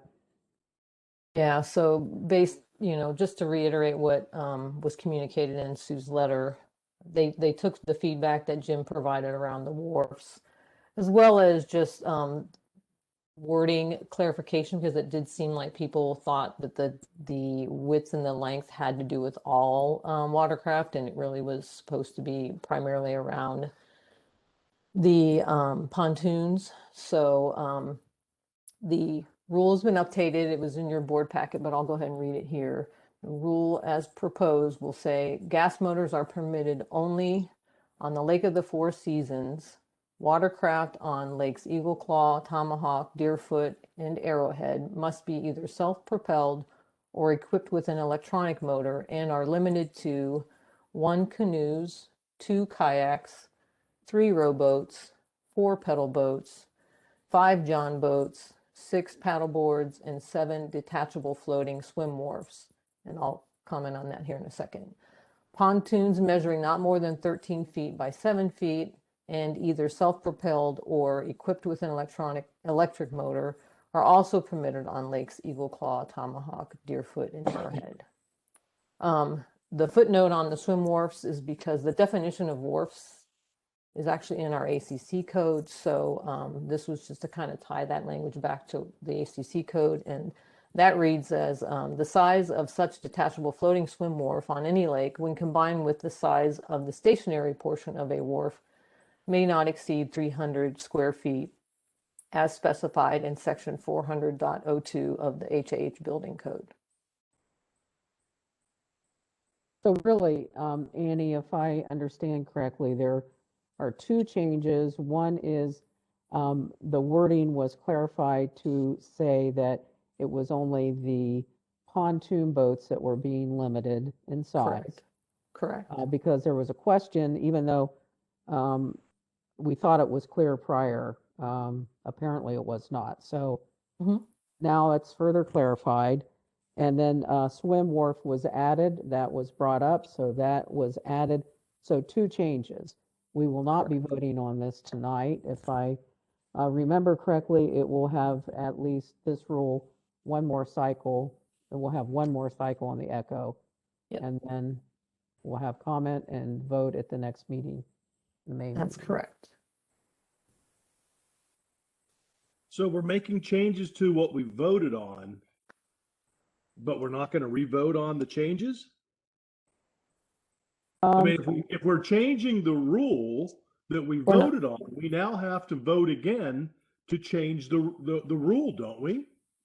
I think if it's a significant change, we do. I don't see adding swim docks as a significant change unless you do.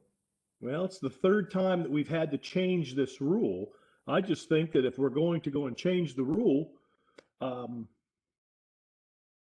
that not only that it should be published for 2 cycles of the ECHO, because certainly what I saw is that the community was very confused over what the rule was, and there should be a new vote based upon the clarification of the language, and it should be published for two cycles in the ECHO. We started a rule, and actually we've been discussing this rule for, I believe this may be the 3rd month. So in an attempt each time to clarify any questions, we brought it back. So Can I clarify that? Yeah, please do. We discussed this in February, but it was not put to vote. I brought it up with the understanding that we already knew the language we wanted to change the way the first language was written. So we didn't even vote on that. It was never published because we didn't make a determination. So last month was the first time we actually voted on it.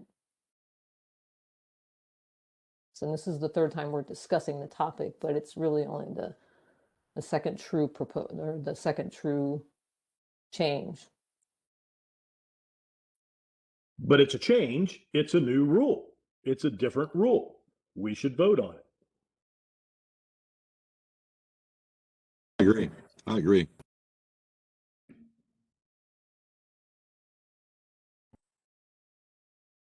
I'd like to make a motion that we vote on this new rule. Okay, a motion to vote on this new rule. Do we have a second? Yeah, I second it. Was that Jim? I think it was both of us. Give us it to Tim. Give this one to Tim. Okay, Tim. All those in favor of, what was the exact motion, Eric? To vote on the new language of the rule. To vote on the new language of the rule, please say aye. Aye. All those Aye. opposed? Nay. All of those opposed, please say nay. Nay. How many nays do I have, please? Cheryl, Tom, Mary Beth, Annie, I'm abstaining. you're abstaining. Cabot, I'm abstaining as well. okay, so we have 3 who have voted yes. 3 who have voted no. There is 2 abstentions. Do I have that right? And so this would mean it's a tie, and I will vote nay. So the motion does not carry.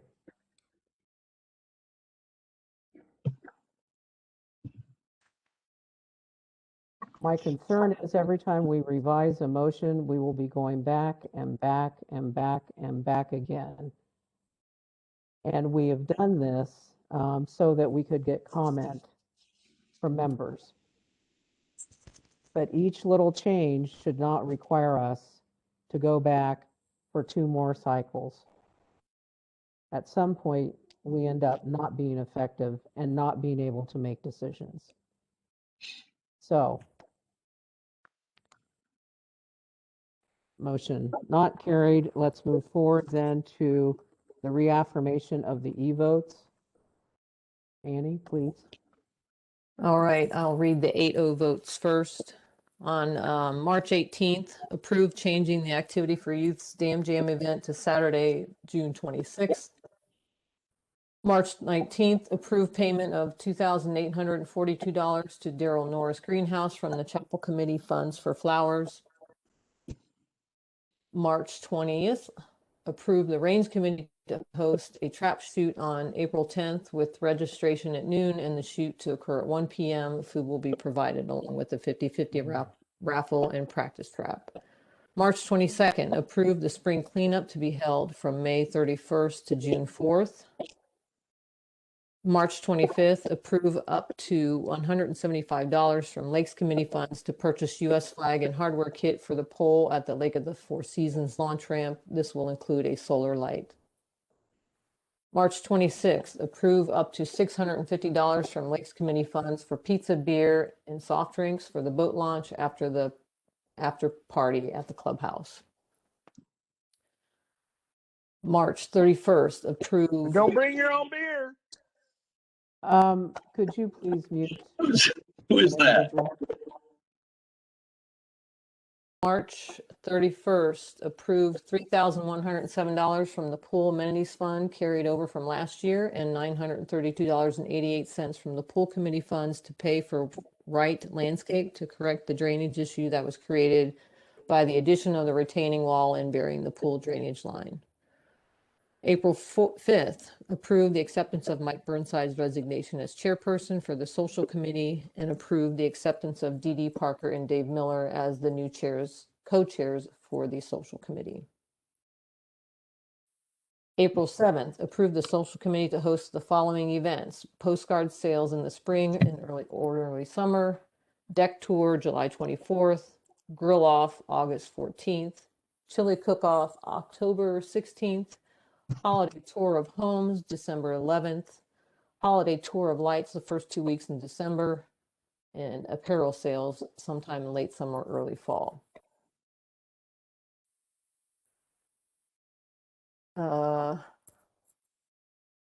Approved the social committee to solicit donations from members to sponsor the concert scheduled for July 24th. This concert has been approved. They would like to call the event a community concert and thank all who donate at the concert.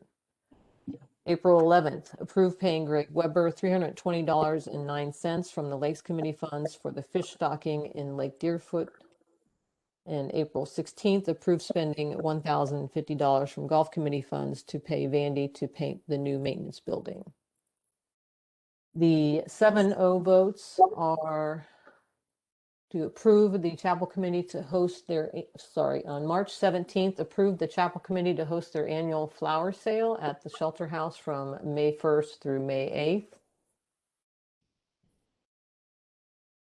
8th. And actually, I'll have to amend. The April 7th was a 7-0 vote to approve the Social Committee to host the following events in the summer: postcard sales, deck tour, grill off, chili cook off, holiday tour of homes, holiday tour of lights, and apparel sales.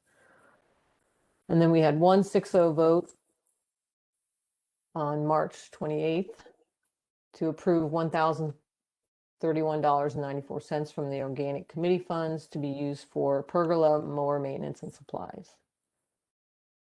I'd like to make a motion that we accept these e-votes. I second. Second, Cabot Ray. Any discussion? Okay, all those in favor of affirming the e-votes, please say aye. Aye. Aye. Any opposed, nay? Motion carries to affirm the e-votes. That moves us then to new business topics, and I think really we only have the one topic, and that is regarding the club docs clarification. It's Rule 17. Yes, so, and I inadvertently did not get this over in your packets, so let me share my screen. But in essence, what was happening was when the office was, you guys able to see my screen? There we go. Okay. When the office was processing, getting the docs registered with members and such, and get updated documentation from members, so they knew who were keeping their docs and not keeping their docs. They realized that there were a couple of types of boats that weren't listed in the Rule 17 that we currently do actually allow members to get docs for, and that is bass boats and sailboats. So Penny reached out to Sue to ask that we get that amended so that those members that currently already have docs are clearly articulated in our rules, because that's how they're enforcing it. So it's really just bass boats and sailboats being added. I think we have one sailboat and 3, if I remember the numbers right, 3 bass boats. So are we just voting to approve the language and then going to run it for 2 months? That's correct. It's a pre-approval. Okay. Correct. So you have a motion, Annie. Do we have a second on that? I think Cabot seconded. Cabot, I'm sorry. Any discussion before we vote for the pre-approval of Rule 17? Okay, all those in favor of the pre-approval of Rule 17, please say aye.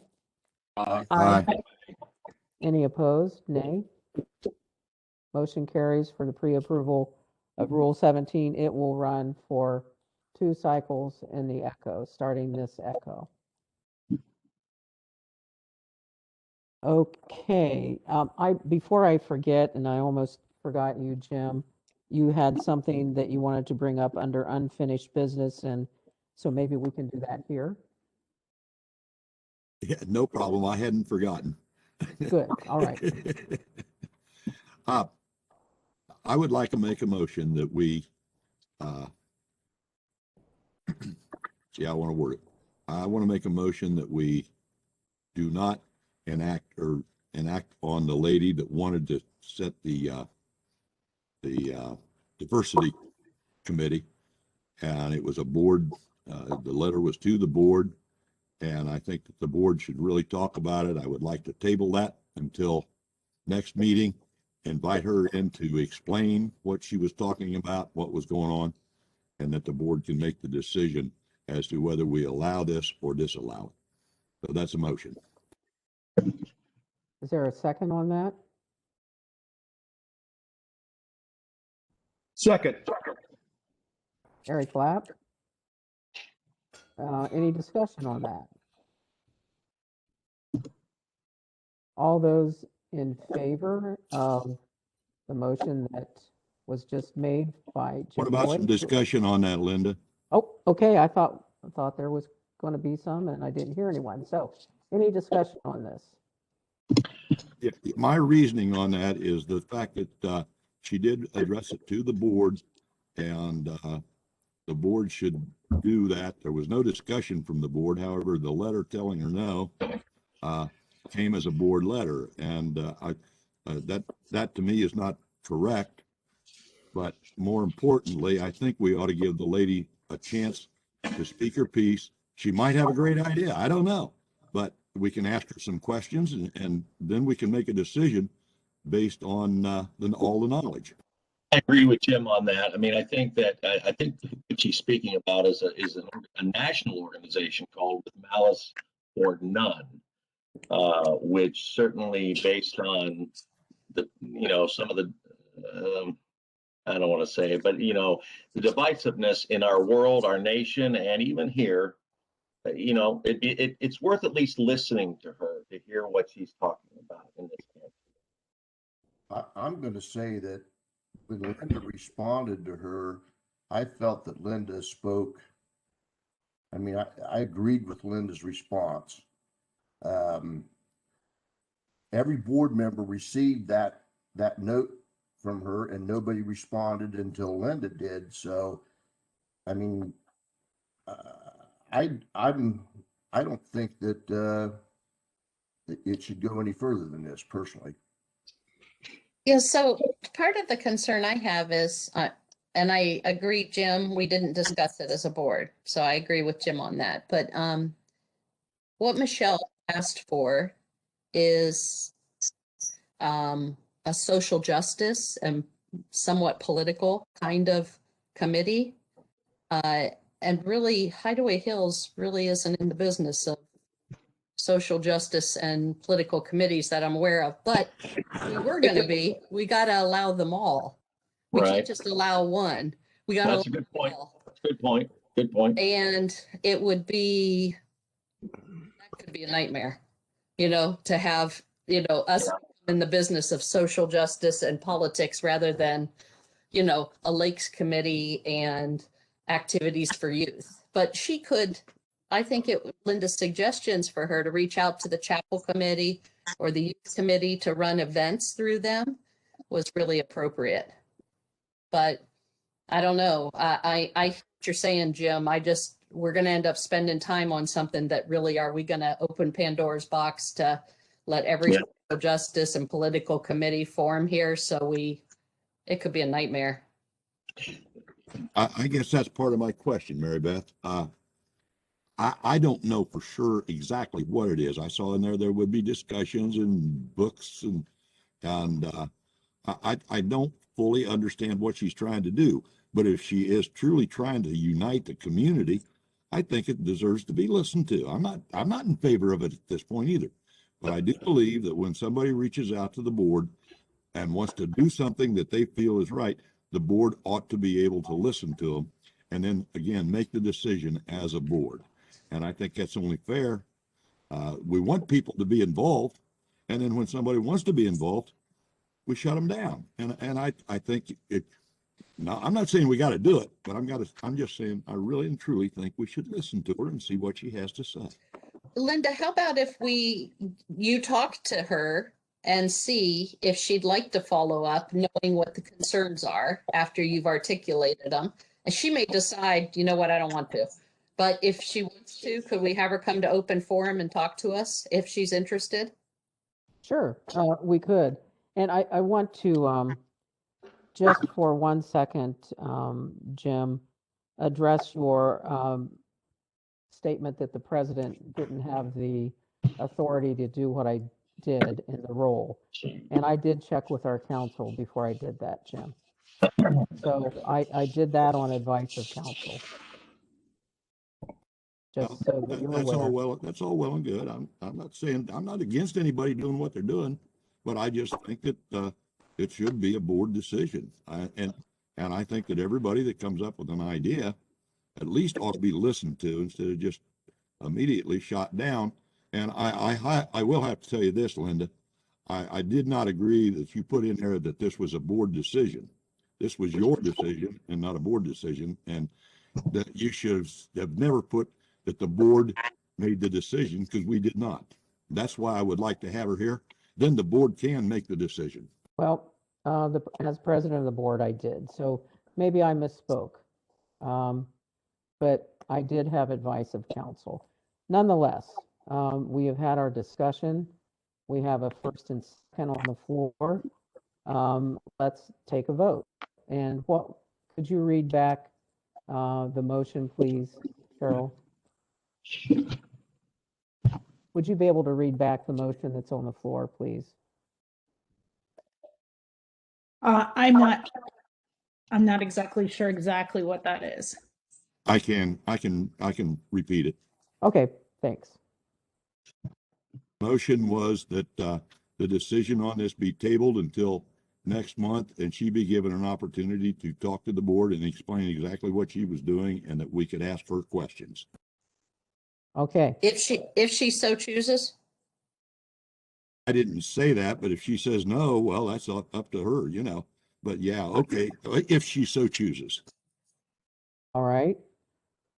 So, those in favor of the motion that you just heard, please say aye.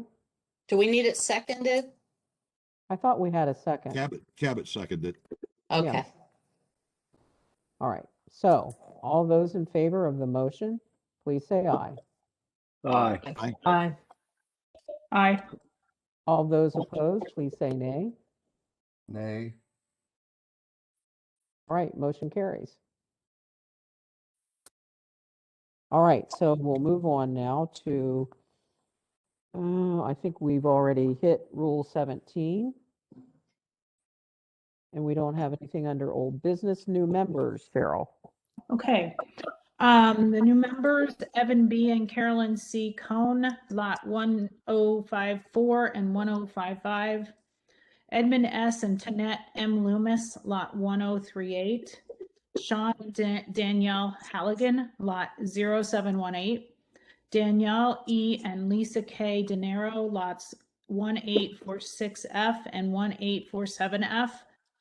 Lindsay Krasinski and Jacques Camphor, lots 0463 and 0464. And David W. and Don H. Tabata, lots 0838 and 0839. So I'd like to make a motion to accept the new members. We have a second? Tim Weibel will second. All right, Tim with a second. All those in favor of accepting our new members, please say aye. Aye. Well, before we go any further, do we have any discussion on those new members? Okay, seeing no discussion, so we've had an aye. All those in favor. Any opposed, please say nay. Okay, motion carries to accept the new members.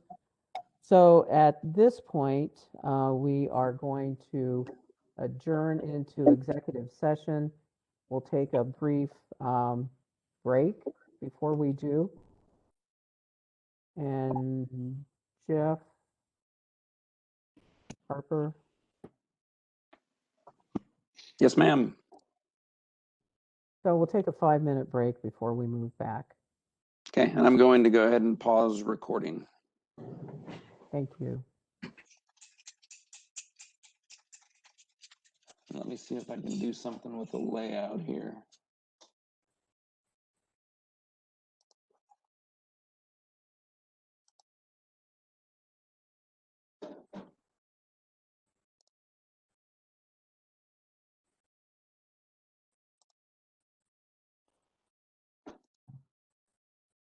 Nope, won't let me do anything with the layout. Everybody's on the participant panel as being here. Should we do a roll call?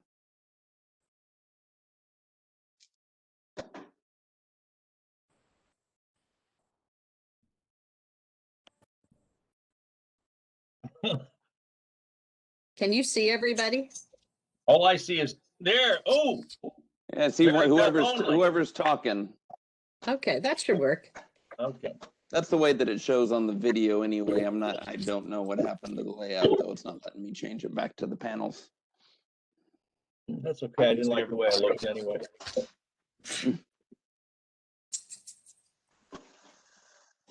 Hi, Mary Beth. Hey, Cabot. All right, is everybody else here? Cheryl, are you here? I am here. Eric? Everybody's here. Let's get started. Are they? Okay. Are we It's recording? recording. Okay. We are. We are back from executive session back into open session. In terms of the review of this 3 club lot sale, an offer will be made to an existing member. We'll be reaching out shortly to see if the member is still interested. The member dispute that will be discussed amongst the board, and at this point, no further action is going to be taken. The foreclosure update is that there is one potential foreclosure that is going to agree to enter into a payment plan. The easement waiver was approved by the board. And that sums up our executive session. Thank you all for attending. Have a great evening. I'll make a motion that we adjourn. I'm closing it up, Mary Beth. And I'll second that right now. Thank you. Do we have any discussion on that? Actually, No. yeah, I have a few things I'd like to share right now. If that's Okay, well, Get it, Cabot. probably not. Thank you, Cabot. Cabot, so all those in favor of adjournment, please say aye. Aye. Okay, all right. We Bye, stand. everybody. Have a great evening. enough. Bye. Right.